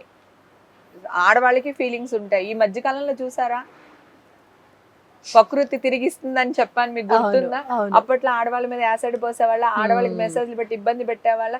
ఇప్పుడు రివర్స్ అయింది కదా, ఇప్పుడు ఆడవాళ్ళు ఇబ్బంది పెడుతున్నారు. ఈ కోట్ల మంది ఆడవాళ్ళని చంపినప్పుడు మగాళ్ళకి ఎలా ఉండాలి, మగాళ్ళు చంపుతున్నారు అనే టాపికే రాలేదు కదా. ఒక 4-5 మటర్లు చేయగానే ఆడవాళ్ళు చంపేస్తున్నారు, ఆడవాళ్ళు చంపేస్తున్నారు, ఆడవాళ్ళు చంపేస్తున్నారు అని అంటున్నారు. సో నేను అనేది చంపడం కరెక్ట్ కదా, అప్పుడు వాళ్ళు కరెక్ట్ కాదు, ఇప్పుడు వీళ్ళు చంపేశారని హ్యాపీగా కాదు, వాళ్ళు కరెక్ట్ కాదు, వీళ్ళు కరెక్ట్ కాదు నేను అనేది. సో ఇప్పుడు అప్పుడు అబ్బాయిలు యాసిడ్ పోస్తారు, ఇప్పుడు అమ్మాయిలు యాసిడ్ పోసేస్తున్నారు, అమ్మాయిలు కోసేస్తున్నారు. అవును అవును, రీసెంట్ జరిగింది కదా. రీసెంట్ నువ్వు ఒక పిల్లిని రూమ్ లో పెట్టి కొడితే ఏమవుతుంది, పిల్లి చింపి చండాడేస్తుంది. అలాగే మీరు అవకాశం ఇస్తున్నారు, మీరు ఆడవాళ్ళని మంచిగా చూసుకుని, ఆడవాళ్ళని నిజంగానే అమ్మలా చూసుకుని, దేవతలాగా చూసుకుంటే మీరెందుకు వల్గర్గా చూస్తారు, మీరెందుకు ముట్టుకోవాలని ట్రై చేస్తారు? కరెక్ట్ కదా. అబ్సల్యూట్లీ. సో మగవాళ్ళ మైండ్ సెట్ కూడా మారాలి అంటున్నాను నేను. ఆడపిల్లలు కూడా వల్గర్గా రెడీ అవ్వకూడదు, నేను దానికేం సపోర్ట్ చేయట్లేదు. సెక్సీగా ఉండండి, అందంగా ఉండండి, మోడర్న్ గా ఉండండి, వల్గర్గా ఉండకండి. వల్గారిటీకి సెక్సీగా ఉండడానికి చిన్న థిన్ లైన్ ఉంది. ఆ లైన్ క్రాస్ చేయకుండా నేను చెప్తా, నా కూతురికి కూడా చెప్తా, నా ఫ్రెండ్స్ పిల్లలకి కూడా చెప్తా. నేనంటే నా ఫ్రెండ్స్ పిల్లలకి అందరికి ఒక చిన్న భయం ఉంటుంది, అలాగే ఎఫెక్షన్ ఉంటుంది. ఏదైనా జరిగితే మా హేమాంటి వస్తే జాగ్రత్త అని కూడా చెప్తారు. మిమ్మల్ని మా హేమక్క వచ్చింది అని స్వీట్ నేమ్ తో పిలుస్తున్నారు. అవును, ఆఫ్టర్ బిగ్ బాస్ నిజంగానే హేమక్క అని అందరు మంచి బిరుదు వచ్చింది. ఎవరైనా అడిగితే బిగ్ బాస్ లో నీకేమొచ్చింది అంటే నాకు బోల్డ్ అంత పేరు వచ్చింది, నా ఆంటీ అనేదే లేదు. ఎవరైనా అక్కే, చిన్న పిల్లడైనా అక్కే, పెద్దోళ్ళైనా అక్కే. చాలా హ్యాపీ కదా లైఫ్ లో, ఎవరైనా ఆంటీ ఆంటీ అని పిలిస్తేనే బాధపడతాం. ఈ రోజు హేమక్క మాకు ఇంకా కొన్ని టిప్స్ ఇస్తారు. ఎందుకంటే గతంలో మీరు అన్నారు, నేను కొంచెం బిగ్ బాస్ వెళ్ళే ముందు కొంచెం డిప్రెషన్ లో ఉన్నాను. Depression is a very serious thing, mental health is a very serious thing. ఆ సీరియస్నెస్ నుంచి మళ్ళీ నార్మల్ లైఫ్ కి ఎప్పుడు వచ్చారు, ఏం జరిగింది ఆ సమయంలో? ఆ సమయంలో ఏం లేదు, అదే చెప్పాను కదా ఇందాక, చిన్న చిన్న ఇష్యూస్. అంటే ఇంత కష్టపడ్డాను, ఇంత చేశాను, నాకంటూ ఒక గుర్తింపు రాలేదే, అరే నీకు ఇది ఇష్టం కదా అని నన్ను చూసుకునేవాళ్ళు, అరే నేను ఇక్కడ తీసుకెళ్తాను అనేవాళ్ళు, లేకపోతే నీకు ఇది కొనిస్తాను అనేవాళ్ళు లేరు లైఫ్ లో. చిన్నప్పటి నుంచి నేనే సంపాదించాను, నేనే కొన్నాను. ఎలా ఉంటదంటే ఒక సినిమా ఉంటుంది, దాంట్లో జయప్రద గారి క్యారెక్టర్ సేమ్ ఇలాగే ఉంటది. ఫ్యామిలీ కోసం ఆవిడ చాలా కష్టపడతా ఉంటది. రజనీకాంత్ గారు దాంట్లో విలను. చాలా మంచి మూవీ, ఆ టక్మని మూవీ నేమ్ గుర్తురాలి. అలాగా నేనే కష్టపడి నాకు కావాల్సింది నేనే కొనుక్కుని, మా హస్బెండ్కి ఎలా అంటే లక్ష రాని నాకే ఇచ్చేస్తారు, రానప్పుడు నేనే చూసుకోవాలి. సో నేను ఆయన ఎక్కడ బ్లేమ్ చేయట్లేదు. సో ఆ మేనేజ్మెంట్ ఆఫ్ ఇండియాలో తను నాకు కావాల్సిన తను కొనుక్కుంటుంది కదా అనే ఇది కూడా వచ్చేసి ఉండొచ్చు, చెప్పలేము. అలా ఒక చిన్న ఇదిలో ఉండేది. అప్పుడు నాకు 40+ ఆ టైంలో. సో నాకు హార్మోన్ చేంజెస్ అవుతూ ఉంటాయి, చిన్న డిప్రెషను. అది కూడా మా హస్బెండ్కి ఈషాకి ఇద్దరికి కూర్చోబెట్టి చెప్పాను నేను, ఇట్లా ఉంది నా మైండ్ సెట్, నాకు ఏడవాలనిపిస్తుంది, నాకు కోపం వస్తుంది, నేను ఇరిటేట్ అవుతున్నాను, కొంచెం నన్ను అర్థం చేసుకుని మీరు నవ్వుతూ ఉండండి, నన్ను నవ్వుతూ ఉంచండి అని చెప్పి నేను క్లారిటీగా కూర్చోపెట్టి చెప్పారు. ఈషా టోటల్గా చేంజ్ అవుతూ వచ్చింది. తర్వాత జాన్ గారు కూడా కొంచెం ఓకే. నేను బిగ్ బాస్కి వెళ్ళిపోయిన తర్వాత నాకు అక్కడ వాళ్ళందరూ పరిచయం అయ్యారు. ఒక కొత్త గ్యాంగ్, కొత్త గ్రూప్, ఒక కొత్త ఫ్రెష్, అంటే నా ఏజ్ గ్రూప్ ఫ్రెండ్స్, నా ఏజ్ గ్రూప్ క్యారెక్టర్ ఆర్టిస్టులు, లేకపోతే నాకంటే పెద్దవాళ్ళు ఏజ్ లో, అలా ఇండస్ట్రీలో బతికాం కదా. సో సడన్ గా బిగ్ బాస్ కి రాగానే ఒక యూత్ గ్యాంగ్, ఒక ఫ్రెష్ థాట్స్, ఫ్రెష్ మెంటాలిటీ ఉన్న పిల్లలు. అక్కడ అక్క నన్ను అడాప్ట్ చేసుకుని బయటకు వచ్చిన తర్వాత కూడా నన్ను అసలు ప్యాంపరింగ్ చేసి, నేను ఏదైతే మిస్ అయ్యాను అనుకున్నానో అది ఆ పిల్లలందరూ చేసేవాళ్ళు. రాహుల్ సిప్లిగంజ్ ఉన్నారనుకో, వాడు నన్ను ఎత్తుకునేవాడు, అక్క అని చెప్పి, మా అక్క వచ్చింది, మా అక్కకి ఇది పెడదాం, మా అక్క ఏం చేస్తున్నా అక్క నువ్వు మామూలుగా, అంటే వాడికి బాగా సపోర్ట్ చేశాను నేను. రాహుల్ పెళ్లికి వెళ్ళారా? లేదురా, మా మదర్ చనిపోయారు అప్పుడు, కరెక్ట్ గా ఆ సిచ్యువేషన్ లో వెళ్ళలేదు. అయితే అలా తర్వాత ఆశురెడ్డి వీళ్ళందరూ అనమాట, ఆ గ్యాంగ్ నన్ను చాలా బాగా చూసుకునేవాళ్ళు. అక్క ఇది తింటది, అక్క ఇది తాగుద్ది, అక్క ఇక్కడ పడుకుంటది, అక్కకి రూమ్ ఇద్దాము, లేదా అక్కని కార్ లో ఫ్రెండ్ సీట్ ఇద్దాము, అక్కకి ఫ్రెండ్ సీట్ ఇద్దాం, అంటే ఇంపార్టెన్స్. నేను ఎప్పుడు నా ఫ్యామిలీకి నేను ఇంపార్టెన్స్ ఇచ్చుకున్నాను, కానీ నాకు ఇంపార్టెన్స్ వచ్చిందా రాలేదు కూడా చూసుకోలేదు నేను అసలు. పరిగెత్తి చేసి అలసిపోయాను అనమాట. తర్వాత ఒక జోష్, ఒక ఉత్సాహం అట్లా వచ్చింది. సో ఆ డిప్రెషన్ నుంచి బయటపడిపోయాను. అన్నిట్లకంటే పెద్ద డిప్రెషన్ ఏంటంటే మీడియా వాళ్ళ చేసింది. నేను ఆ పార్టీకి వెళ్ళడం, బర్త్డే పార్టీకి వెళ్ళడం, అక్కడ కొంచెం డ్రగ్స్ దొరకడం, అది మీడియాకి రాకుండా ఉండుంటే 4 కేసుల్లో అదొక కేసు.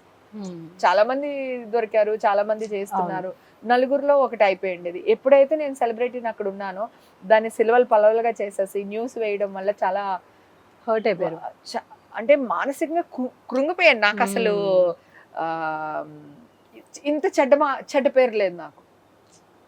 కాంట్రవర్సీలు వీళ్ళు చేస్తారు, దాన్ని మనం కాంట్రవర్సీ నుంచి బయటపడ్డ ప్రయత్నం చేస్తాం కదా, మనం కనపడుతూ ఉంటాం అన్నమాట. వాళ్ళు ఇట్లా రాడేసేసి కూర్చుంటారు, అబ్బా రక్తం వచ్చింది హాస్పిటల్కి వెళ్ళాలని, అన్ని మనం చేస్తూ ఉంటాం కదా. సో వీళ్ళు చేసిన పనికి అన్నమాట. ఇప్పుడు కేసు క్వాష్ అయిపోయింది. అప్పుడు డిప్రెషన్కి వెళ్ళిపోయి టీవీని చూడనిచ్చే వాళ్ళు కాదు, నన్ను బయటికి రానిచ్చే వాళ్ళు కాదు, రోజుకి 200-300 ఫోన్ కాల్స్ చేసేవాళ్ళు, ఒక్కొక్క మీడియా వాళ్ళు, ఛానల్ వాళ్ళు చేస్తూనే ఉండేవాళ్ళు, నేను ఎక్కడ తగ్గలా. రే సింహం 2 అడుగులు వెనక్కేస్తుందంటే పారిపోతున్నట్టు కాదు, మళ్ళీ వస్తాను, మీ అందరంతూ తెలుస్తాను అని చెప్పాను నేను. ఆ రోజే చెప్పా, అవి కూడా రికార్డ్ చేసేసారు. ఇప్పుడు మీడియాతో మీకు లవ్ ఉందా, హేట్ ఉందా? నాకు యాక్చువల్గా మీడియానే చాలా పెద్ద సపోర్ట్. నాకు ఏదైనా ఒక కష్టం వస్తే నాకు ఈ మీడియా ఉంది, ఈ ఛానల్ ఉంది, ఇంక్లూడింగ్ మీ ఛానల్తో సహా. ఎన్టీవీ ఉంది నాకు, నేను ఎన్టీలో కూర్చుంటాను, లేదంటే ఇంకొక టీవీ ఉంది, అది వాళ్ళు నాకు సపోర్ట్. నేను ఏదైనా వెళ్ళి నేను తెచ్చుకోవచ్చు, నా రైట్స్ నేను తెచ్చుకోవచ్చు అని అంత సపోర్ట్. ఇంత పేరు రావడానికి కారణం కూడా మీడియాని. హేమక్క తోపు అనడానికి కారణం రీజన్ మీడియా. ఓకే, సో నాకు మీడియాతో ప్రాబ్లం లేదు. మీడియా ఒక న్యూస్ని, ఒక ఫేక్ న్యూస్ని అంత పబ్లిసిటీ చేశారు. ఒకవేళ నేను డ్రగ్స్ తీసుకుంటూ కూడా నేను విక్టిమ్ని ఎట్లా మీరు రోడ్డు మీదకి లాగుతారు? మీరు నా ఫ్యామిలీ పోయింది, నా కూతురు పోయింది, నా లైఫ్ పోయింది, నాకు నా హస్బెండ్కి పోయింది, మా మదర్ పోయింది, ఎన్ని నష్టపోయాయని చెప్పు. అప్పుడు పెద్ద డిప్రెషన్లో ఉంటే రోజుకు 200-300 కాల్స్ చేసేవాళ్ళు తెలుసా మీడియా వాళ్ళు. సో వీళ్ళందరికీ సమాధానం, ప్రతి వాళ్ళ కాల్ ఎత్తేదాన్ని. ఎందుకు ఎత్తేదాన్ని అంటే, ఎత్తకపోతే ఇది ఎక్కడికో పారిపోయిందని మళ్ళీ ఇంకొక న్యూస్ వేస్తారేమో. మా ఇంట్లోంచి బిర్యానీ పెడితే అది ఫేక్ న్యూస్ అనేసారు. అవును, బిర్యానీ అంటే మీరు వంట బాగా చేస్తారా? వంట బాగా చేస్తాను, అది ఫేక్ చేస్తారు. వందల కాల్స్, మనశ్శాంతి లేకుండా చేస్తారు. ఎంత డిప్రెషన్కి వెళ్ళిపోయాను అంటే మెంటల్ టెన్షన్ వచ్చేసింది. దాంతో మళ్ళీ బెంగళూరు వెళ్ళి, బెంగళూరులో ఐస్ బాత్ అనేది ఒకటి ఉందన్నమాట. నేను చాలా రీల్స్ చూసాను వాళ్ళవి. వాళ్ళ దగ్గరికి వెళ్ళి నేను ఐస్ బాత్ లో అటెంప్ట్ చేసి లోపల ఏదైతే ఉందో అంటే నాకు ఎలా ఉందంటే ఒరే నేను అది కాదురా, మీకు ఎలా చెప్పనురా, మీకు ఎంత చెప్పినా అర్థం కావట్లేదు అని అరవాలనిపించింది. జనరల్గా అయితే నేను ఇంట్లో కూర్చునే టైప్ కాదు, వచ్చి మాట్లాడే టైపే. కానీ సిచ్యువేషన్ లా అండ్ ఆర్డర్లో ఉంది. సో నేను వచ్చి బయటకు వచ్చి నేను చెప్పింది ప్రతిదీ మీరు బూతులాగా వేస్తున్నారు. అక్కడేమనుకున్నారు, అమ్మ ఈవిడికి ఇంత టాలెంట్ ఉందా, ఈవిడ ఇంత గొప్ప వ్యక్త, అది ఇది అని చెప్పేసి వాళ్ళు మనల్ని ఎంక్వైరీ కోసం తీసుకెళ్ళిపోయారు. పైగా నేను ఒక్కదాన్ని వెళ్ళాను అప్పుడు, అది కూడా చెప్పా, నేను ఒక్కదాన్ని వెళ్ళి CCBకి నేను ఒక్కదాన్ని బ్లడ్ టెస్ట్లు ఇచ్చి వచ్చా. బ్లడ్ టెస్ట్లు ఇచ్చి బయటకు వచ్చిన తర్వాత కూడా చెప్పా, ఇప్పుడు వరకు నా బ్లడ్ టెస్ట్లు వాళ్ళ దగ్గర లేదు, మీరు ఫేక్ న్యూస్లు వేయకండి. ఇప్పుడే నేను బ్లడ్ టెస్ట్లు ఇస్తున్నాను, June 3 అనుకుంటా, ఇప్పుడే నేను బ్లడ్ టెస్ట్ ఇస్తున్నాను. ఈ టెస్టులు రాకుండా మీరు ఎలా పాజిటివ్ అని వేస్తారు, ఇది తప్పు అని చెప్తే ఓవర్ యాక్టింగ్ చేసిన హేమ అని వేస్తారు. అంటే నాకేమనిపించింది, నా మనసుకు అనిపించింది చెప్తున్నా. ఓకే, వీళ్ళు ఏమిటంటే పొరపాటున ఒక ఫేక్ న్యూస్ వేస్తారు, హేమ అక్కడ దొరికేసింది, డ్రగ్స్ తీసుకుంది, పాజిటివ్ వచ్చిందని వేసేసారు. ఇంకా దాన్ని నిజం చేయడానికి, అంటే ఇంత పెద్ద మీడియా అంటే ఎంత పెద్ద వ్యవస్థరా, దాంట్లో హేమ ఎంత సముద్రంలో పిత్తపరుగంత మనం. ఓకే, సో వాళ్ళు అంగీకరించలేకపోయారు, వాళ్ళు యాక్సెప్ట్ చేయలేకపోయారు. నేను చెప్తూ ఉన్నా సరే వాళ్ళు ఏం చేశారంటే దీన్ని ఎలాగైనా ఇట్లానే కొనసాగించాలి, లేకపోతే మనం అందరు పరువులు పోతాయి, లేకపోతే యజమాన్యానికి తెలుసో లేదో తెలియదు కానీ కింద పనిచేసే వర్కర్స్ ఉంటారు, వాళ్ళు న్యూస్ రిపోర్టర్స్ కానీ లేదా క్రైమ్ రిపోర్టర్స్ కానీ ఎడిటర్స్ కానీ, వీళ్ళందరూ ఇంకా వేసేసాం కదా ఇంకా ముంచేయాలనుకున్నారు. మళ్ళీ నేను ఇలా తిరిగి వస్తాను, కేసు క్వాష్ అవుతుంది అని ఎవ్వడూ అనుకోలేదు. కానీ నాకు తెలుసు నేను తప్పు చేయలేదు అని చెప్పేసి. చాలా టఫ్ టైం ఉండే, దాని నుంచి బయటపడడానికి చాలా కష్టపడ్డా. బిగ్ బాస్కి వెళ్ళిన డిప్రెషన్ వచ్చి నా ఏజ్ వల్ల వచ్చింది, లేదా నా ఇంట్లో ఉన్న పరిస్థితుల వల్ల వచ్చిన డిప్రెషన్ అది. దాని నుంచి బాగానే వచ్చేసాను నేను. కానీ మీడియా వాళ్ళు చేసిన రప్చర్కి, ఏదైతే పెద్ద పెద్ద ఛానల్ కదరా, ఏదో పుట్టపొడుగులాగా వచ్చిన యూట్యూబ్ ఛానల్స్ పెట్టారంటే యాదవులు ఎలాగే ఏడుస్తారని వదిలేయచ్చు వాళ్ళని. కానీ పెద్ద పెద్ద ఛానల్స్ తప్పు చేయకూడదు కదా. సరే, నాకు ఇప్పుడు కూడా మీడియా వాళ్ళ మీద కోపం లేదు. నేను ఇప్పుడు కూడా వాళ్ళతో ఏమంటున్నాను, మీరు బ్రేకింగ్ న్యూస్ అని అన్ని వేశారు కదా, ఇప్పుడు కేసు కొట్టేశారు కదా, కొట్టినప్పుడు ఎందుకు చేయట్లేదు అని. మీరు ఏం చెప్పాలనుకుంటున్నారు చెప్పేసేయండి మరి. అందుకనే చెప్తున్నాను కదా, ఇప్పుడు నా కేసు కొట్టేశారు, నేను ఏ తప్పు చేయలేదని హైకోర్టు తీర్పు ఇచ్చేసింది. మీరు అప్పుడు అంత న్యూస్ స్ప్రెడ్ చేశారు కదా నా గురించి, ఇప్పుడు జనాలకు తెలియాలి కదా నేను ఏ తప్పు చేయలేదని. అది మీరు ఎందుకు వేయలేకపోతున్నారు, ఎందుకు యాక్సెప్ట్ చేయలేకపోతున్నారు? అప్పుడున్న సిచ్యువేషన్, పోలీసులు ఇచ్చారో ఇంకొకరు ఇచ్చారో మీరు న్యూస్ వేశారు. మీరు న్యూస్ ఛానల్స్ పెట్టుకున్నది న్యూస్ వేయడానికే, నేను దాన్ని తప్పు పట్టట్లేదు. కానీ మరి కేసు క్వాష్ అయిపోయినప్పుడు ఎందుకు వేయలేకపోతున్నారు మీరని మాత్రమే నేను క్వశ్చన్ చేస్తున్నా. నేను వాదించుకుని ఇప్పుడు నీ ద్వారా ఇంకొక యూట్యూబ్కి వెళ్ళి ఇంకొక యూట్యూబ్ ఇంటర్వ్యూలు ఇచ్చుకుని నేను ఎందుకు చేయాలి?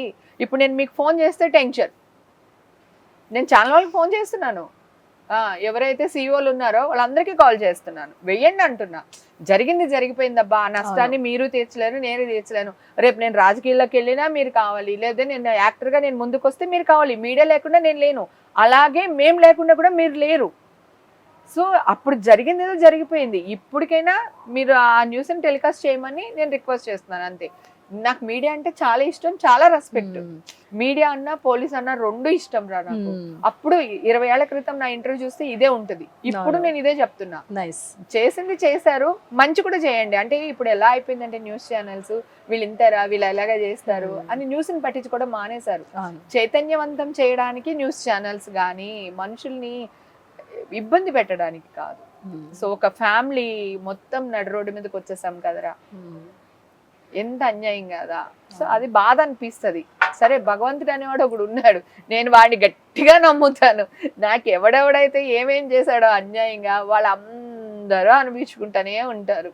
సో మా మదర్ చనిపోతే నాకెంత బాధ కలుగుతుందో, మీ ఇంట్లో వాళ్ళకి ఏదైనా ఇబ్బంది అయితే మీకు బాధ కలుగుతుంది కదా.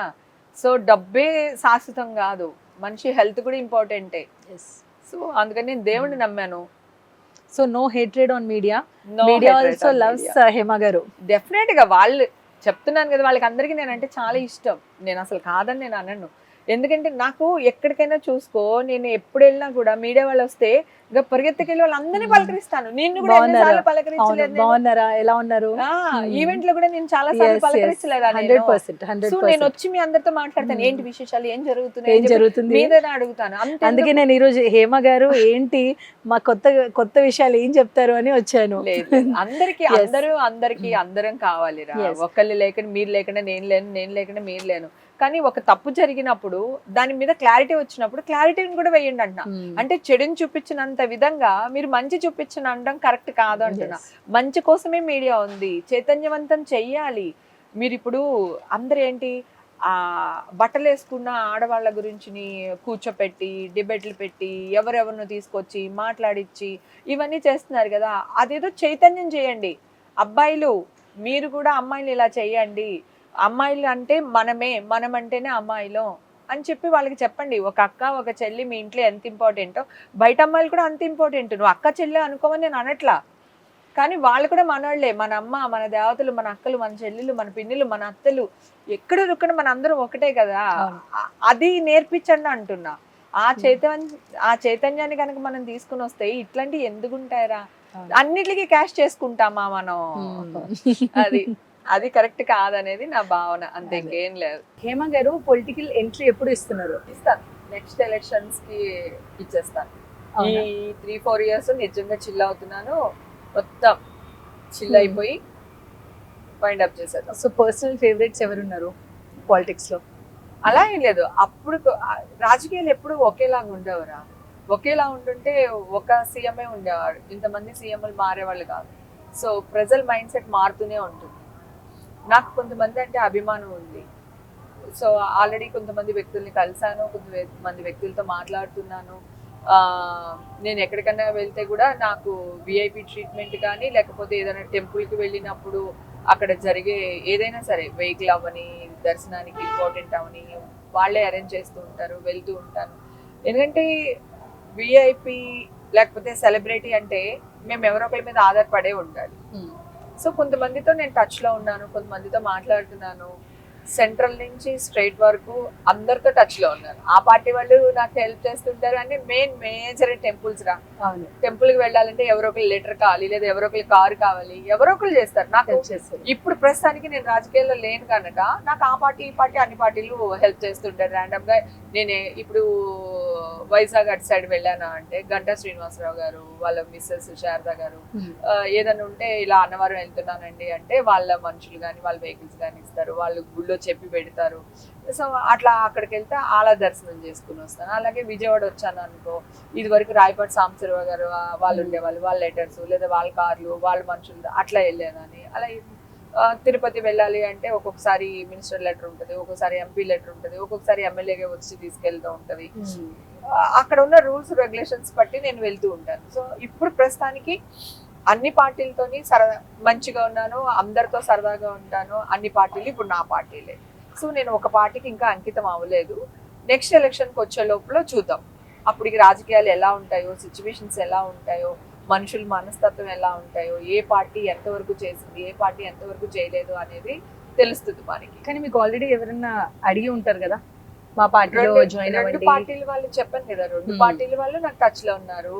సెంట్రల్ పార్టీ వాళ్ళు కూడా నాకు టచ్ లో అంటే వచ్చి జాయిన్ అవ్వండి అని చెప్పారు. జాయిన్ అవ్వడానికి అందరూ టచ్ లో ఉన్నారు. కాకపోతే నేనేంటంటే ఇంక నా మైండ్ సెట్ ఇప్పుడు ఎలా ఉందంటే, నా లైఫ్ లో నేనేమి ఎంజాయ్ చేయలేకపోయాను. ఒక 45 years వరకు షూటింగ్ ఇల్లు టెంపుల్స్ లేకపోతే ఇంకొకటి అట్లా అయిపోయింది.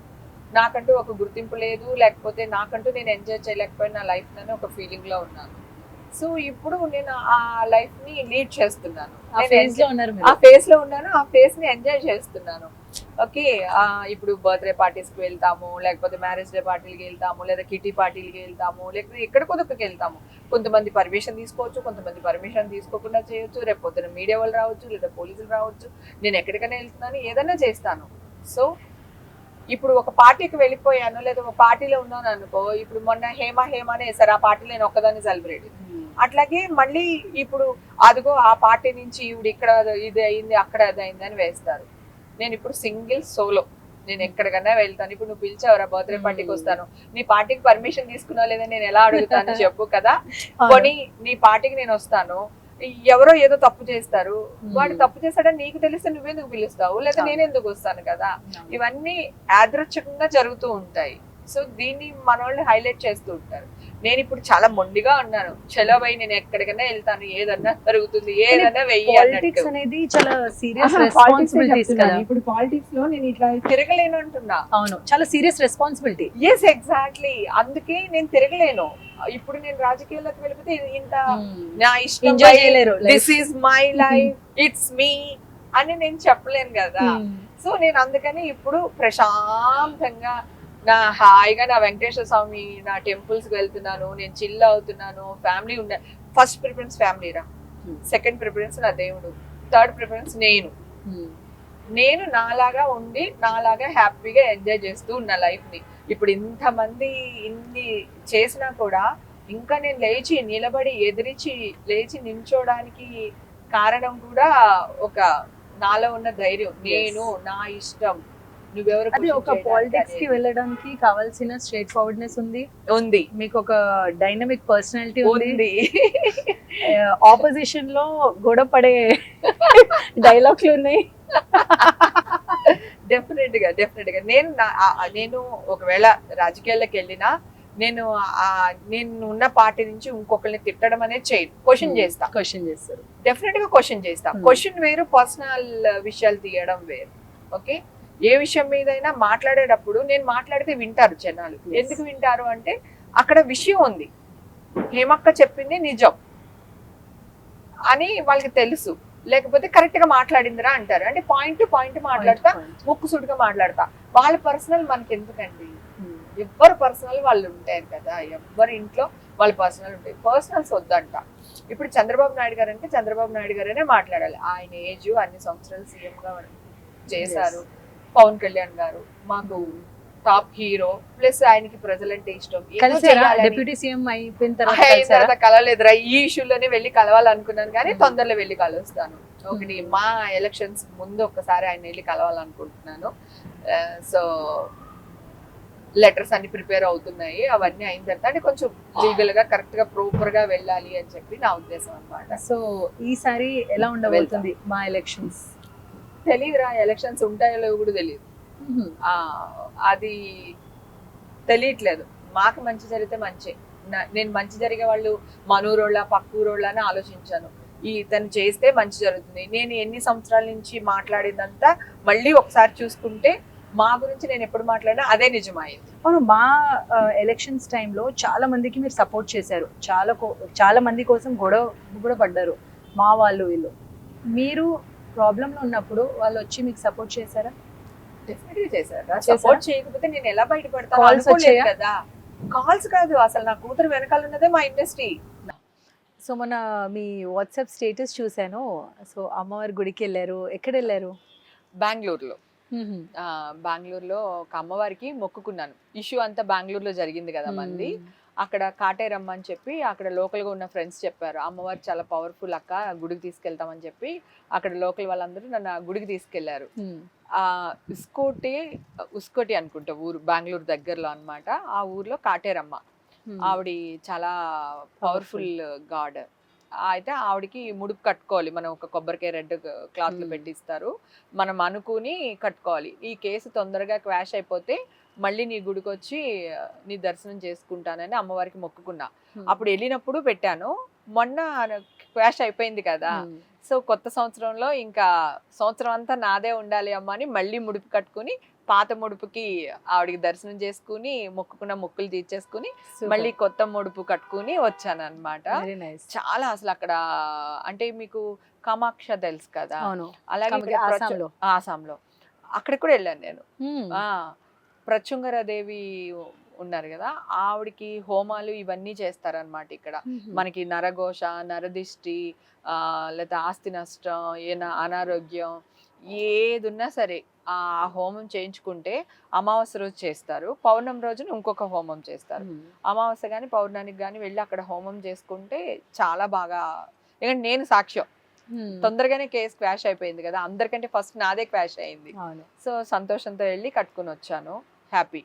సో మన హైదరాబాద్ కూడా దిల్షుక్ నగర్లో ఉంది, టెలిఫోన్ కాలనీ అంటారనమాట. అక్కడ కూడా ప్రత్యుంగరాదేవి హోమాలు చేస్తారు. అమావాస్య రోజున పౌర్ణానికి హోమాలు చేస్తారు అనమాట. అక్కడ కూడా బాగా జరుగుతాయి. సో So, నాకు చాలా మిమ్మల్ని- నమ్మకం. మిమ్మల్ని చూస్తే అసలు మీకు ఇంత భక్తి ఉంది అని ఎవరు అనుకోరు. లేదు ప్రజలందరికీ ఎందుకంటే తెలుసు. చాలా ఎక్కువ భక్తి ఉంది. ఎందుకంటే ప్రతి హోమాల గురించి, అమ్మవారి గురించి, తర్వాత ఇక్కడ ఏంటి ఏ పూజలు జరుగుతాయి అవి కూడా చాలా బాగా చెప్పారు. Thank you. కానీ మా వాళ్ళకి తెలుగు రాష్ట్ర ప్రజలు అందరికీ తెలుసు హేమకి దేవుడు అంటే చాలా ఇష్టం అని చెప్పి. ఎందుకంటే ప్రతి సంవత్సరం తిరుపతిలో 2-3 సార్లు చూస్తారు, విజయవాడ కనకదుర్గమ్మ గుడికి వెళ్తాను, అవి చూస్తారు, ఇక్కడ పెద్దమ్మ తల్లి గుడి భోజనాలు పెట్టడం. సో ఇవన్నీ నాకు భక్తి పిచ్చి అని అందరికీ తెలుసు. So happy. Nice. So we were also so happy featuring you on TikToks with Aruna. ఎలా అనిపించింది మీకు? చాలా హ్యాపీగా ఉంది, చాలా చిల్గా, చాలా కూల్గా, హ్యాపీగా అనిపించింది. Thank you so much, wonderful featuring you. Thank so you. వెళ్ళే ముందు ఒక చిన్న డాన్స్ స్టెప్, ఎందుకంటే మీ రీల్స్ చూశాను, చాలా బాగా డాన్స్ చేస్తారు మీరు. ఓకే ఒక చిన్న రీల్ చేద్దాం.